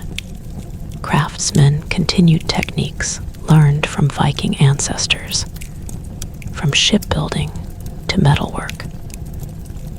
Merchants maintained routes that linked England to Scandinavia, Ireland, and even the Byzantine Empire. The Danelaw, while formally absorbed into the English kingdom, left traces in local governance, land law, and place names, names ending in by, Thorpe, and Thwaite reminded generations of the Viking presence, long after the last warriors had disappeared. Here, integration had preserved memory in a living, functional way, ensuring that Viking influence would endure in daily life rather than simply in legends. Ireland, too, continued to host the complex legacy of Viking settlement. Cities like Dublin were no longer just centers of raiding, but thriving hubs of commerce connecting northern and southern Europe. Vikings who had settled there often became rulers of these cities, negotiating alliances with Irish kings and adopting Christian practices while maintaining aspects of their Norse identity. Trade flourished.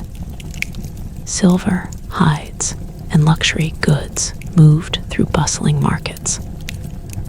The blending of Norse and Gaelic culture created a unique social fabric where identity was negotiated daily.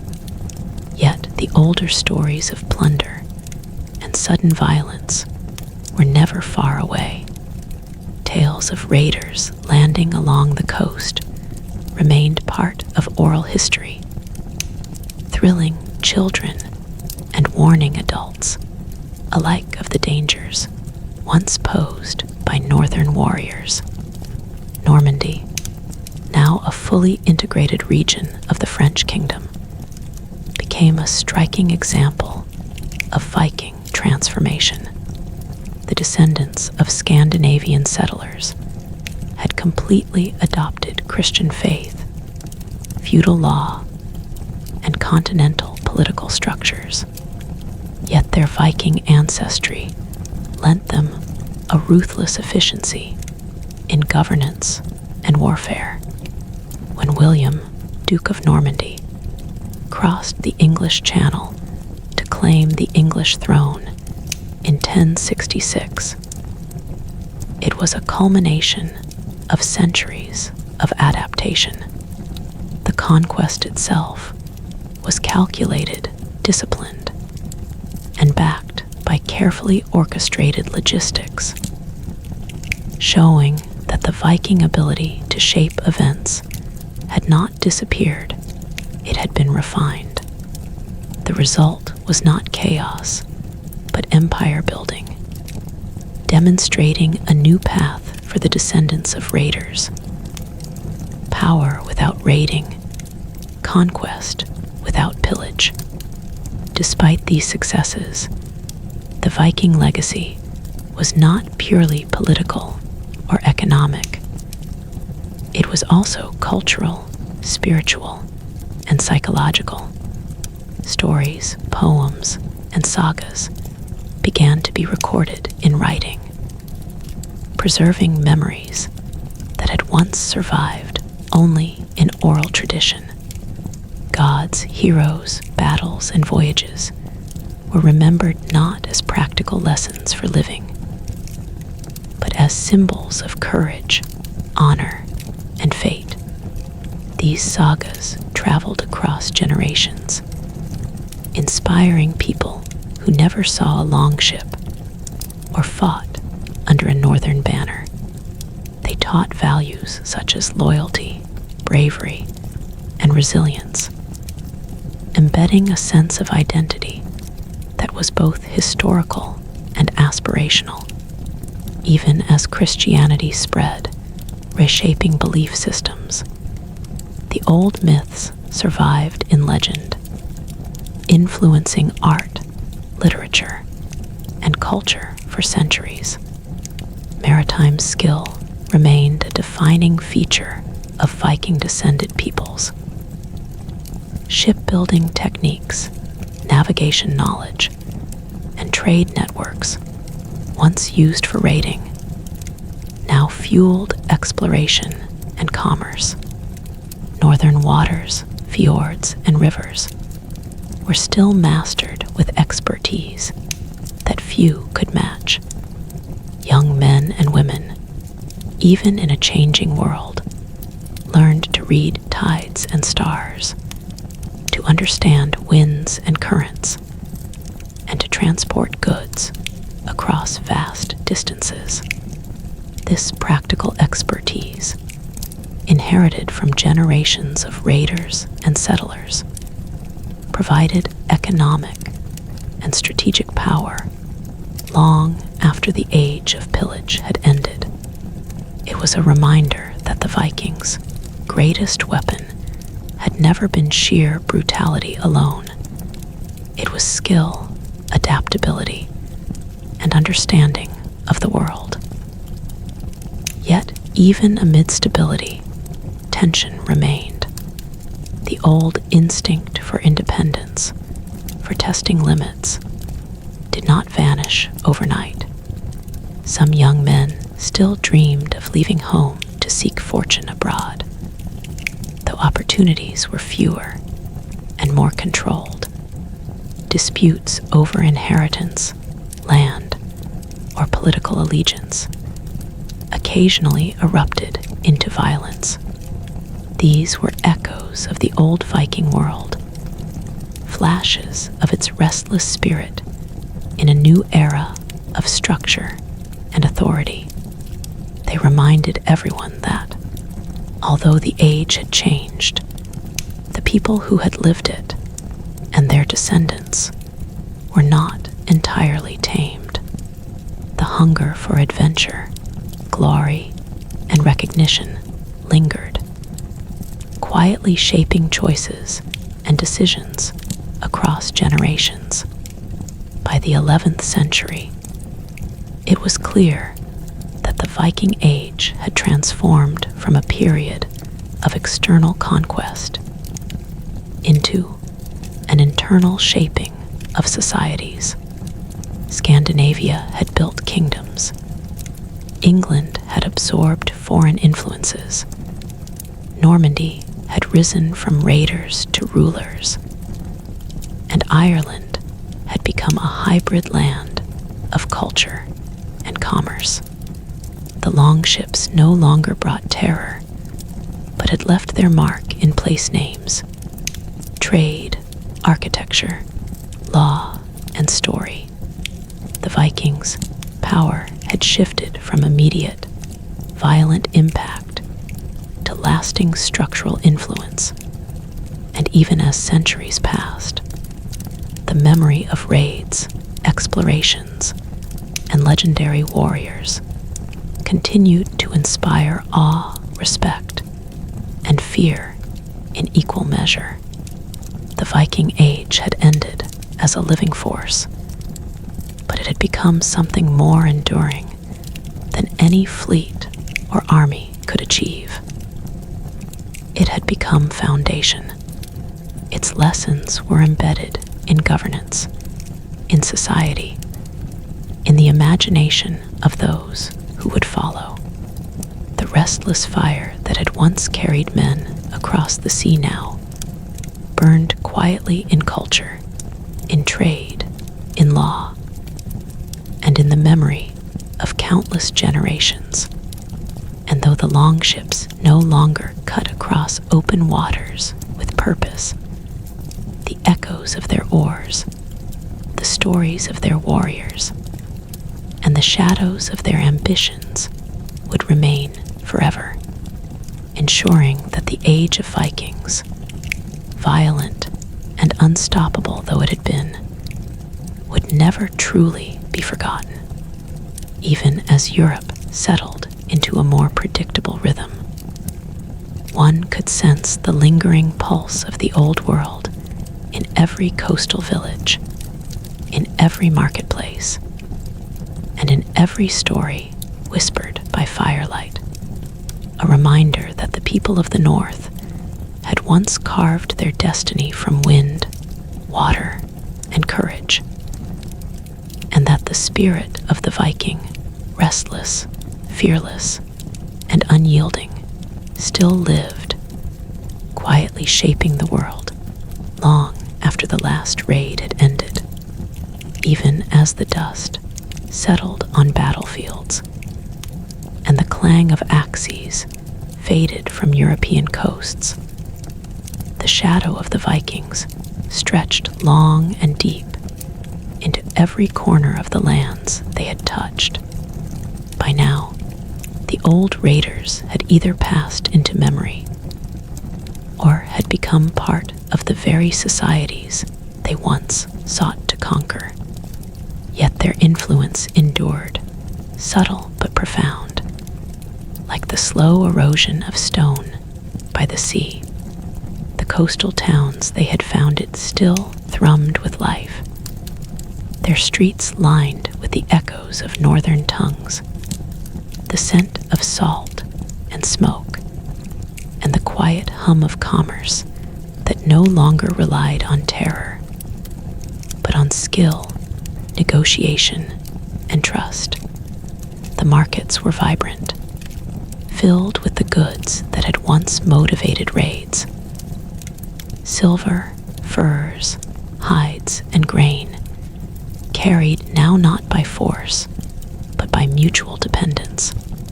Here, the Vikings' gift to Europe was clear.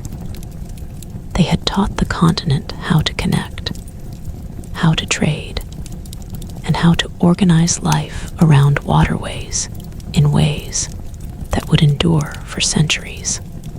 In England, generations had passed, since Harold Hardrada's last defeat at Stamford Bridge.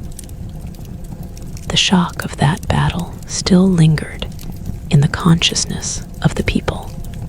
Tales of fearless northern warriors, towering and relentless, were whispered alongside stories of cunning English strategy and resilience.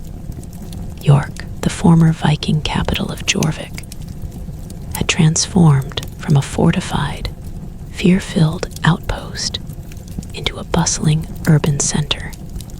Houses were built of stone and timber, streets carefully laid, and markets organized in ways that reflected centuries of learning from both conquest and integration.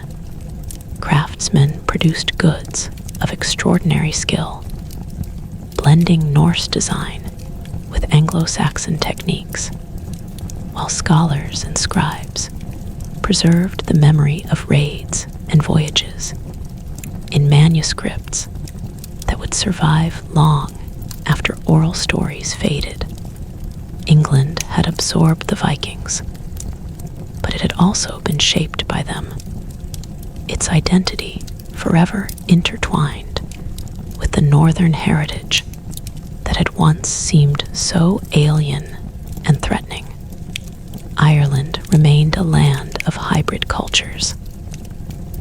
Viking towns such as Dublin, Waterford, and Cork had grown beyond their raiding roots into centers of trade, governance, and cultural exchange. Even as the Norse settlers adopted Christianity and integrated into Irish society, they left an indelible mark. Streets bore Norse names, families carried Norse ancestry, and legal practices reflected centuries of negotiation between Irish custom and Viking pragmatism. While raiding had largely ended, the Viking appetite for influence had been redirected into commerce and politics. Irish kings, once fearful of coastal attacks, now had to contend with savvy merchants and city rulers who could wield wealth as effectively as swords.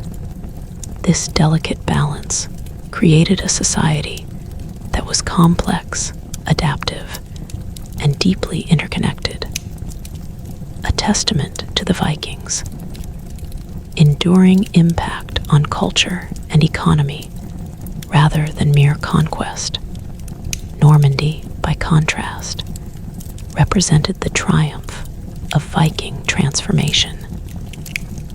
The Norse settlers had fully embraced Christianity, feudal order, and the structures of continental governance. Yet beneath the polished veneer of dukes, knights, and bureaucrats, the Viking spirit remained, refined and disciplined. Military prowess, strategic thinking, and ambition were preserved, channeled into conquest under the banner of law and organized statecraft. William of Normandy's successful invasion of England in 1066 was proof that Viking blood had not been diluted. It had been sharpened, redirected, and amplified. Normandy became a model of adaptation, a land where raw northern energy was converted into structured, sustainable power, demonstrating that survival for the Vikings no longer meant violence, but effective participation in the world they had once raided. The Northern Isles, Orkney, Shetland, and the Hebrides retained the closest connection to the older Viking world. These remote regions had preserved more of the language, customs, and maritime expertise that had defined Viking life. While Christianity had reached even these distant outposts, pagan memory remained alive in legend and ritual. Law and governance were influenced by both Norse assemblies and church authority, creating a hybrid system that balanced tradition and reform. The seas remained central to life, but they were now highways for trade and communication rather than avenues for plunder. Here, the Viking identity was not fully subsumed by external forces. It had adapted without losing its distinct character, a final stronghold of the old northern spirit in a changing world. Even in Scandinavia, the transformation was profound. Norway, Denmark, and Sweden had consolidated into kingdoms that were politically stable, religiously aligned with Christianity, and increasingly tied to broader European networks. Paganism survived only in memory, preserved in sagas, legends, and cultural motifs. The warrior poets of old, once central to social and political life, now existed primarily in the imagination of storytellers. The kings ruled not merely through charisma or fear, but through law, alliances, and institutional authority. Ships no longer carried raiding parties across unknown waters. They transported goods, people, and ideas. Trade, diplomacy, and governance became the new arenas in which the Viking legacy continued to shape the world. And yet, despite these profound transformations, the restless core of the Viking spirit endured. Across generations, stories of distant voyages, fierce battles, and daring raids were retold around fires, in halls, and in monasteries. These tales were no longer literal instructions for action. They were cultural memory, a source of identity and inspiration. They preserved the thrill of adventure, the value of courage, and the moral weight of honor. Young men and women, even as their lives became increasingly structured, were taught to admire boldness, cleverness, and endurance. In this way, the Viking ethos continued to shape society, quietly influencing behavior, ambition, and aspiration long after the longships had vanished.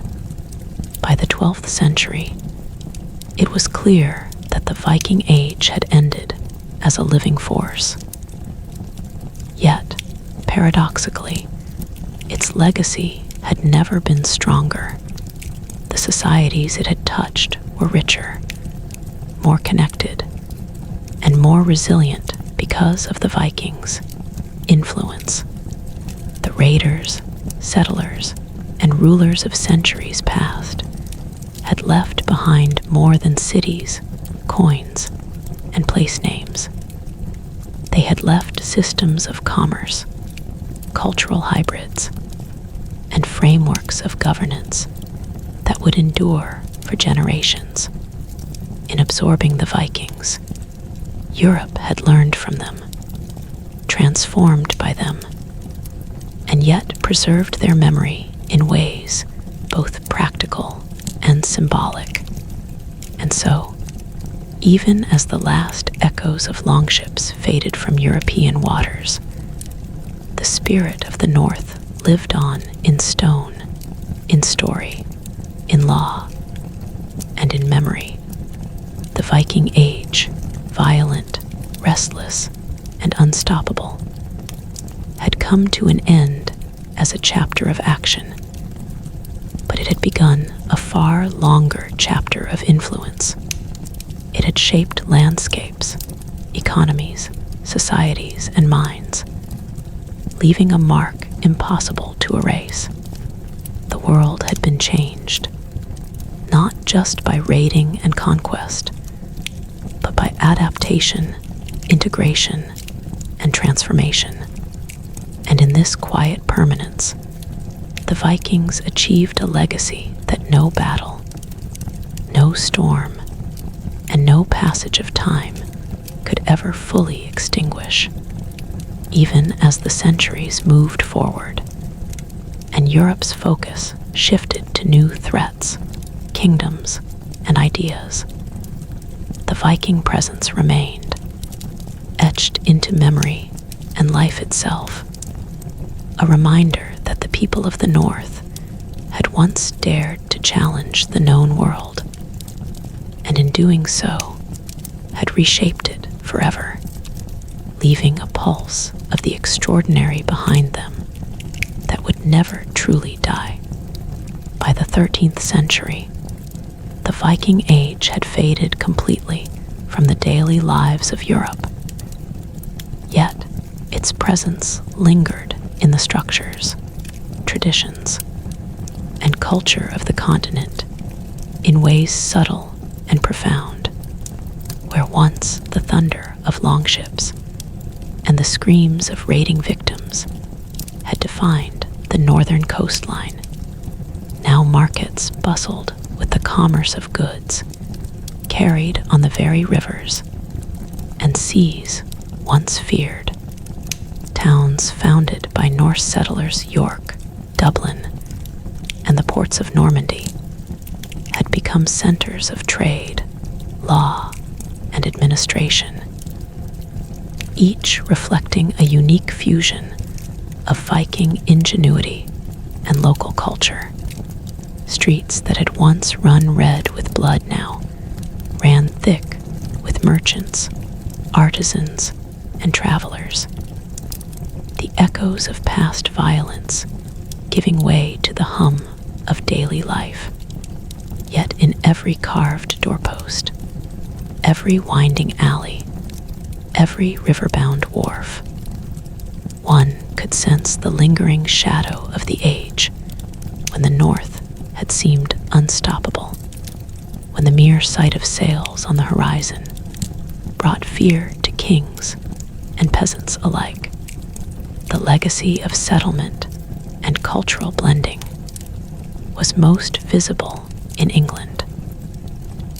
The Danelaw, long since absorbed into the greater English kingdom, had left traces that endured for generations. Place names ending in by, Thorpe, and Thwaite remained as markers of Norse origin, while family names carried the memory of Viking ancestors. Legal practices reflected centuries of negotiation and coexistence, blending Norse and Anglo-Saxon approaches to property, inheritance, and dispute resolution. Norse craftsmanship influenced architecture and weaponry, while trade networks established centuries earlier continued to move goods across Europe. Even the language of everyday life contained echoes of the North. Words once spoken by raiders now felt natural, absorbed into the rhythm of daily speech. In this way, the Vikings had been transformed from fearsome invaders into integral architects of English society, their mark etched into the very foundations of the land. In Ireland, the Viking imprint persisted with remarkable clarity. Coastal cities, once raided for plunder, had evolved into hubs of commerce and governance. Dublin, Waterford, and Cork thrived as trading centers, linking Ireland to Britain, Scandinavia, and beyond. Norse settlers had adopted Christianity and blended into Irish society. Yet their influence remained visible in street layouts, fortifications, and legal practices. Marriages between Norse and Gaelic families created hybrid identities, reinforcing social cohesion while preserving aspects of both cultures. Ireland's history of conflict and negotiation meant that the lessons of Viking integration were felt daily. Strength lay not in terror, but in strategic alliances, commerce, and the careful balancing of power. And while the era of raiding was over, the memory of fear remained a tool, a reminder of how rapidly fortune and safety could shift, a lesson that kept Irish rulers vigilant for centuries. In Normandy, the descendants of Vikings had fully embraced feudal order, military discipline, and Christian authority. Yet their northern blood remained evident in their ambition, tactical thinking, and adaptability. The conquest of England in 1066 had demonstrated the potency of this blend. The same lineage that had once carried warriors across stormy seas now commanded organized armies, managed territories, and established dynasties. Norman architecture, law, and governance bore subtle marks of Norse pragmatism and efficiency. Military strategy, too, retained echoes of Viking ingenuity. Clever feints, disciplined formations, and decisive leadership became hallmarks of Norman campaigns. The transformation was complete. The raider had become ruler. The predator turned administrator. But the energy, courage, and audacity of the old ways persisted in a new, sustainable form. Even the far-flung islands of the north retained a more direct connection to Viking traditions. Orkney, Shetland, and the Hebrides preserved Norse language, customs, and maritime knowledge longer than most regions. Christianity had taken root, yet sagas, stories, and oral traditions carried the echoes of old gods and long-ago raids. The sea remained central to identity, guiding life, commerce, and governance. Skills honed over generations, shipbuilding, navigation, and survival in harsh northern climates remained vital.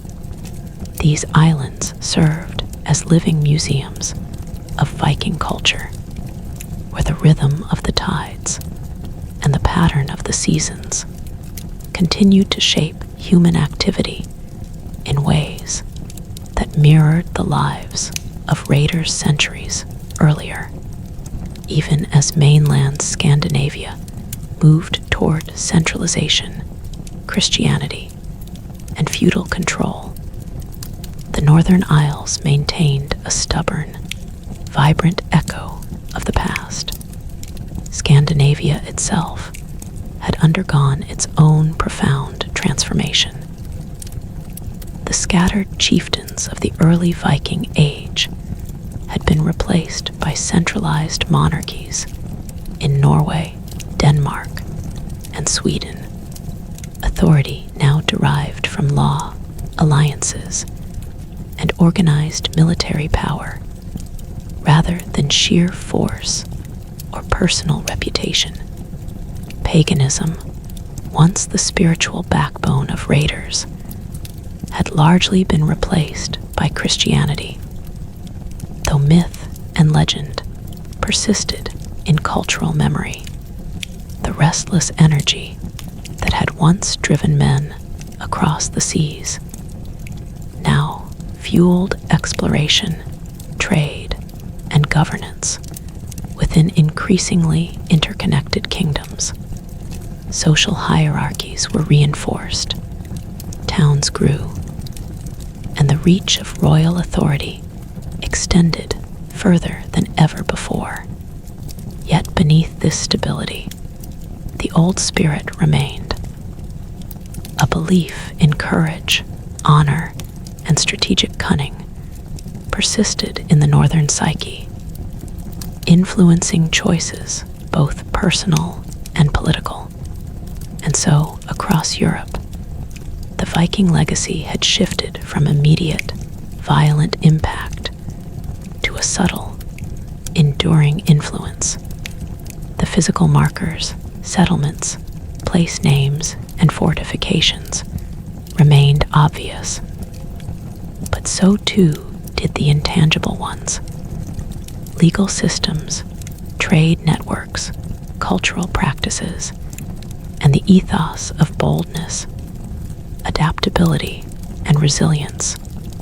These were the true gifts of the Viking Age, carried forward long after the longships had vanished and the warriors had passed. Europe, shaped by centuries of Viking raids, settlement, and integration, had been made stronger, more connected, and more complex. In every market, hall, and port, the echoes of the North could still be felt, guiding decisions, inspiring ambition, and reminding generations that the world could be shaped not just by conquest, but by vision, courage, and persistence. Even centuries after the last raid, the question remained: could the spirit that had driven men to traverse stormy seas, confront kings, and carve empires from the unknown ever truly die? The answer, of course, was no. The Viking spirit had transformed, but it endured in law, in trade, in stories, and in the restless fire of those who still dreamed of horizons beyond the known. And in that transformation, the true power of the Viking legacy revealed itself. A people once defined by destruction had become architects of civilization, leaving a mark on the world that no passage of time could ever erase. The Northern Age had ended, yet it lived on, quietly, profoundly, and forever. A testament to human ambition, adaptability, and the enduring power of memory. And even as the centuries rolled forward, one could still hear it in the wind over fjords, in the tides against harbors, and in the tales whispered in villages far from the seas. The long, echoing heartbeat of the Vikings, unstoppable even in their absence. By the 14th century, the Viking Age had long ceased to exist as a period of active raiding. Yet, its influence continued to pulse through the veins of Europe, both seen and unseen. The world that had once trembled at the sight of northern sails had changed, but it had been fundamentally reshaped by centuries of Viking activity. Towns that had been founded on fear and fire now thrived on trade and law.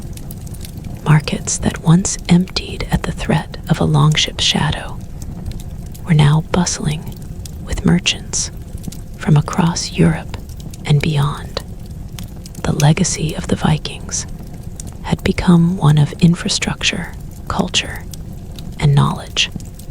Their ships, once feared for their speed and capacity to deliver destruction, now carried goods, ideas, and people, linking regions in networks of commerce that no army could conquer. The seas remained central to life, but they no longer dictated existence, they facilitated it. In England, the integration of Norse and Anglo-Saxon society had created a unique cultural tapestry. York remained a vital urban center, its streets lined with shops and houses, reflecting centuries of Viking influence, blended with local architecture. The descendants of raiders now lived as citizens, traders, and craftsmen, carrying forward skills and traditions that had once served as instruments of war, but now fostered prosperity. The English crown, too, had been subtly reshaped by the Viking presence. Concepts of governance, military organization, and law had absorbed northern practices, creating a kingdom that was stronger, more cohesive, and more aware of the delicate balance between authority and local autonomy. Even the English language bore traces of the Norse tongue. Everyday words and place names serving as reminders of a past once violent, now domesticated and woven seamlessly into life. Ireland, too, reflected the enduring impact of Viking integration. Cities like Dublin, Cork, and Waterford continued to thrive as centers of commerce, linking Ireland not only with England and Scandinavia, but with the broader European continent. Norse settlers who had adopted Christianity and integrated into local society had left a deep mark on urban planning, governance, and trade practices. Yet, despite integration, the Irish memory of raids persisted, a shadow that reminded rulers of the consequences of failure and the fragility of security. The old stories were preserved in folklore, in tales told at firesides, and in songs, keeping alive a sense of respect and caution toward the north.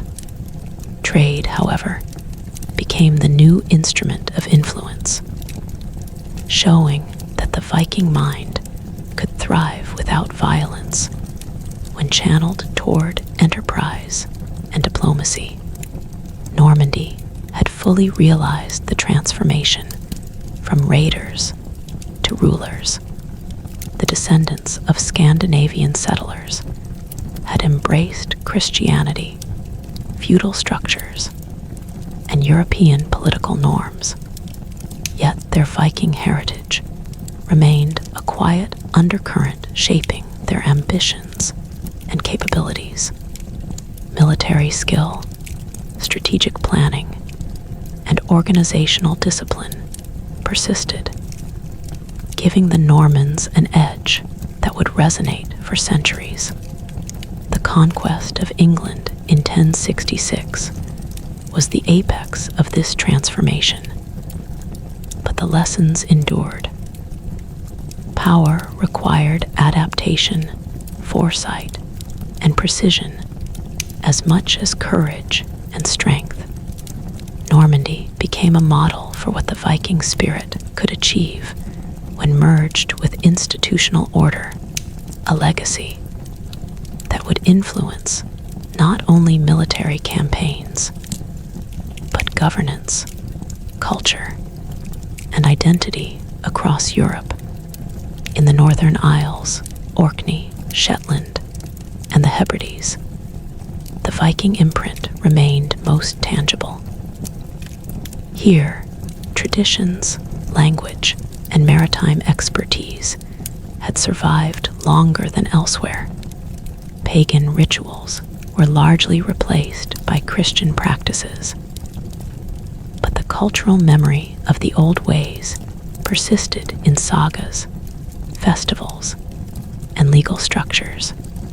The sea, ever central to life, guided commerce, travel, and communication, preserving skills that had once fueled raiding.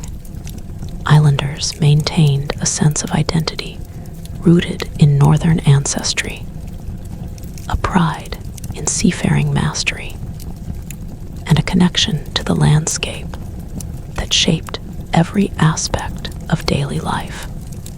The Viking world lived longest here, not as a memory alone, but as an active, functioning culture, bridging past and present in ways that mainland Europe had largely forgotten. Scandinavia itself had entered a period of consolidation and growth. Norway, Denmark, and Sweden had established stronger, centralized monarchies, unified under Christian authority, with law, diplomacy, and administration taking the place of independent chieftains and uncontrolled raiding. Yet even in these structured kingdoms, the Viking ethos survived in subtle ways. Courage, loyalty, strategic thinking, and adaptability remained deeply ingrained values, guiding decisions in governance, military campaigns, and societal organization. Trade, both local and international, flourished, relying on centuries of maritime expertise inherited from ancestors who had once carried warriors and loot across the waves.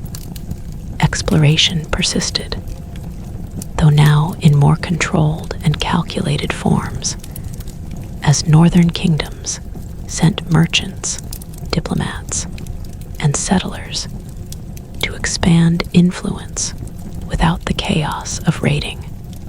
Culturally, the Viking legacy had become immortalized in sagas, poems, and oral traditions. Stories of gods, heroes, and explorers continued to inspire generations, even as the world they described disappeared into the mists of memory. These narratives preserved moral lessons, celebrated bravery, and entertained, ensuring that the Viking identity, its values, struggles, and achievements remained part of the European consciousness. The thrill of adventure, the struggle against harsh environments, and the challenge of confronting the unknown remained powerful themes, resonating even in societies that had long abandoned the life of a raider. The true genius of the Viking Age lay in its adaptability. While the era of raiding ended, the skills, networks, and cultural attitudes it had fostered did not vanish. They were absorbed into societies, transformed into engines of trade, governance, and influence. The same daring that had once carried men across stormy seas now allowed their descendants to build kingdoms, establish trade empires, and create durable legacies. Their influence could be measured not only in towns and artifacts, but in law, language, and social structures. The Vikings had become architects of civilization, leaving a mark that centuries of peace, conquest, and reform could not erase. And yet, even as the centuries rolled forward, the restless spirit of the North persisted in imagination and memory. Children learned tales of ships gliding through fog, of warriors striking swiftly and disappearing, and of kings whose names were sung across seas. Bards and scribes immortalized these stories, blending history and legend, ensuring that the essence of Viking daring endured. Europe transformed and stabilized, remained haunted in the best sense by the memory of those who had once roamed its coasts with axes and ambition, reminding future generations of courage, adaptability, and the relentless pursuit of destiny. The Viking Age had ended as an era of action and terror, but it had begun an enduring legacy. Its people, once feared for their ferocity, had shaped the economic, cultural, and political landscapes of Europe. The longships no longer sailed with warriors, but remained symbols of connection, skill, and enterprise.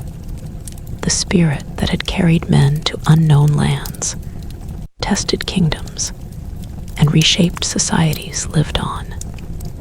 Embedded in law, trade, governance, and story, the echoes of the North were everywhere in cities, in ports, in tales passed down through generations, assuring that though the age of raiders was gone, the Viking legacy, restless and profound, would remain, quietly shaping the world for centuries to come. Even as Europe looked forward, building new empires and exploring new horizons, the question of the North's enduring influence lingered. Could a spirit born of waves, wind, and steel ever be fully extinguished? The answer lay not in history books, but in the continuing pulse of the lands shaped by the Vikings. In every port and river where trade and culture flowed, and in every story whispered around fires long after the oars had fallen silent. By the 15th century, the Viking Age had long passed from memory into legend.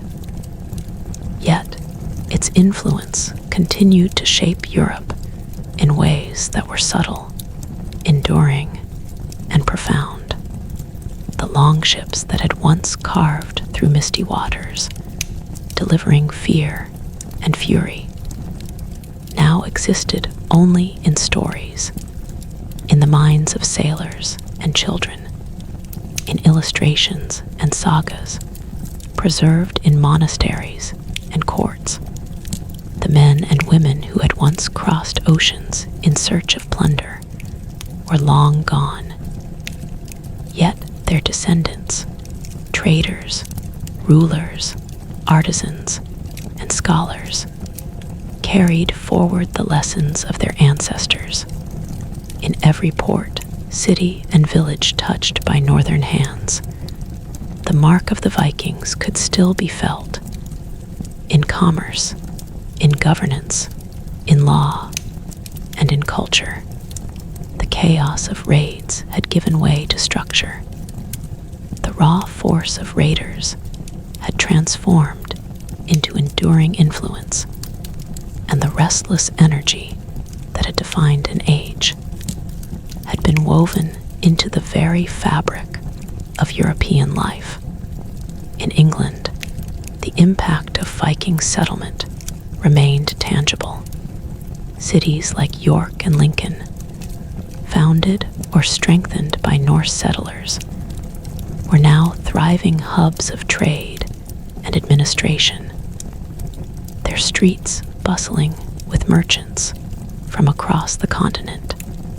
Markets sold goods that once would have been plunder, now exchanged willingly and profitably, linking communities in networks of commerce that spanned kingdoms. English law had absorbed Scandinavian influence, particularly particularly in the north, blending Old Norse customs with Anglo-Saxon traditions to create a hybrid system that governed disputes, land ownership, and inheritance.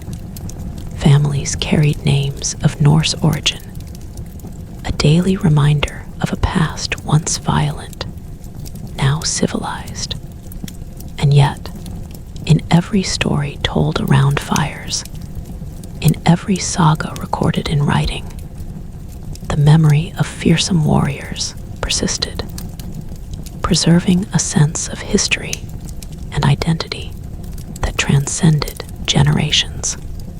Ireland, too, continued to reflect the enduring legacy of the Vikings. Cities that had once been targets of raids, Dublin, Waterford, and Cork, now flourished as centers of trade and governance. Norse settlers, having integrated into local society and adopted Christianity, had left a profound mark on urban planning, commerce, and law. Marriage and alliances between Norse and Gaelic families created hybrid identities, while trade networks facilitated the flow of goods, wealth, and ideas. Even the memory of violence served a purpose, teaching caution, resilience, and the value of strategic thinking. Ireland's Viking heritage had evolved into a foundation for growth, turning former instruments of fear into tools of stability and prosperity. Normandy remained a remarkable example of Viking transformation. The descendants of Scandinavian settlers had fully embraced European governance, Christian faith, and feudal structures. Yet, their Viking roots informed their ambitions, tactics, and leadership. The conquest of England in 1066 was just one example of how Norse ancestry had been channeled into strategic success rather than chaos. Normandy became a hub of cultural exchange, military innovation, and economic development. The Vikings' legacy here was clear: the ability to adapt, to survive, and to thrive in a world far different from the one they had once raided, all while maintaining the core qualities: courage, ingenuity, and determination that had defined them for centuries. In the Northern Isles, Orkney, Shetland, and the Hebrides, the Viking imprint persisted in a more direct form. These islands preserved language, customs, and maritime expertise longer than much of mainland Europe. While Christianity had spread, sagas, festivals, and cultural practices continued to honor the memory of the old gods, the great warriors, and the daring explorers. The sea remained central to life, guiding trade, travel, and governance. Here, the Viking identity was not just a memory. It was a living, functioning culture, one that bridged the old world with the new, preserving skills, stories, and values that had once propelled warriors into unknown lands. Scandinavia itself had matured into organized kingdoms, bound by law, monarchy, and church authority. Yet the Viking spirit, the restless drive, the courage to confront the unknown, the insistence on skill and honor, remained deeply embedded in the culture. Maritime expertise continued to fuel trade and exploration. Military knowledge, though now employed within structured armies rather than raiding parties, remained formidable, and the stories of ancestors, of longships, of daring, and of adventure were immortalized in sagas and oral traditions, guiding both rulers and ordinary people in understanding the values that had shaped their world. The cultural and societal impact of the Viking Age extended far beyond mere survival or adaptation. It shaped the very ethos of Europe, a belief in courage, ambition, and the power of skill and strategy, the ability to navigate complex networks of trade, law, and politics, and the enduring importance of memory and story by converting raw violence into commerce, governance, and cultural influence. The Vikings had left a legacy far more enduring than their raids could ever have achieved.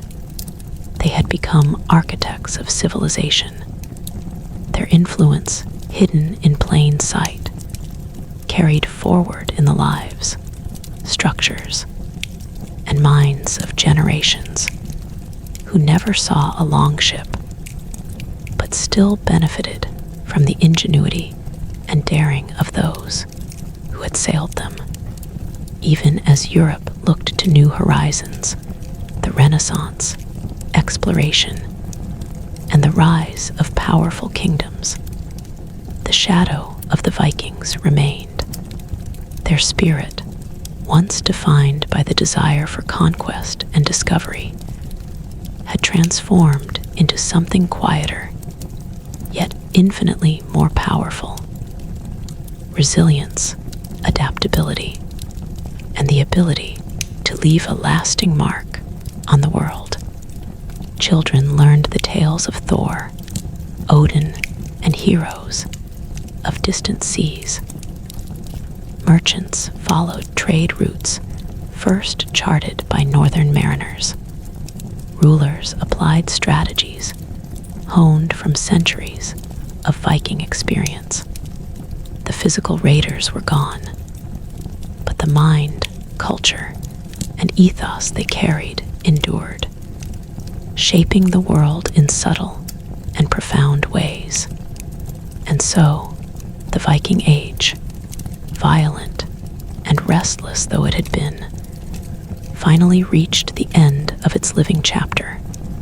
Its people had vanished as raiders, but they survived as settlers, traders, rulers, and cultural architects. Its ships no longer cut the waters in pursuit of plunder, but its legacy flowed through rivers, harbors, laws, languages, and stories. The northern spirit, once unstoppable, had been absorbed into the life of Europe, ensuring that the essence of the Vikings, the courage, ambition, and resilience, would live on indefinitely.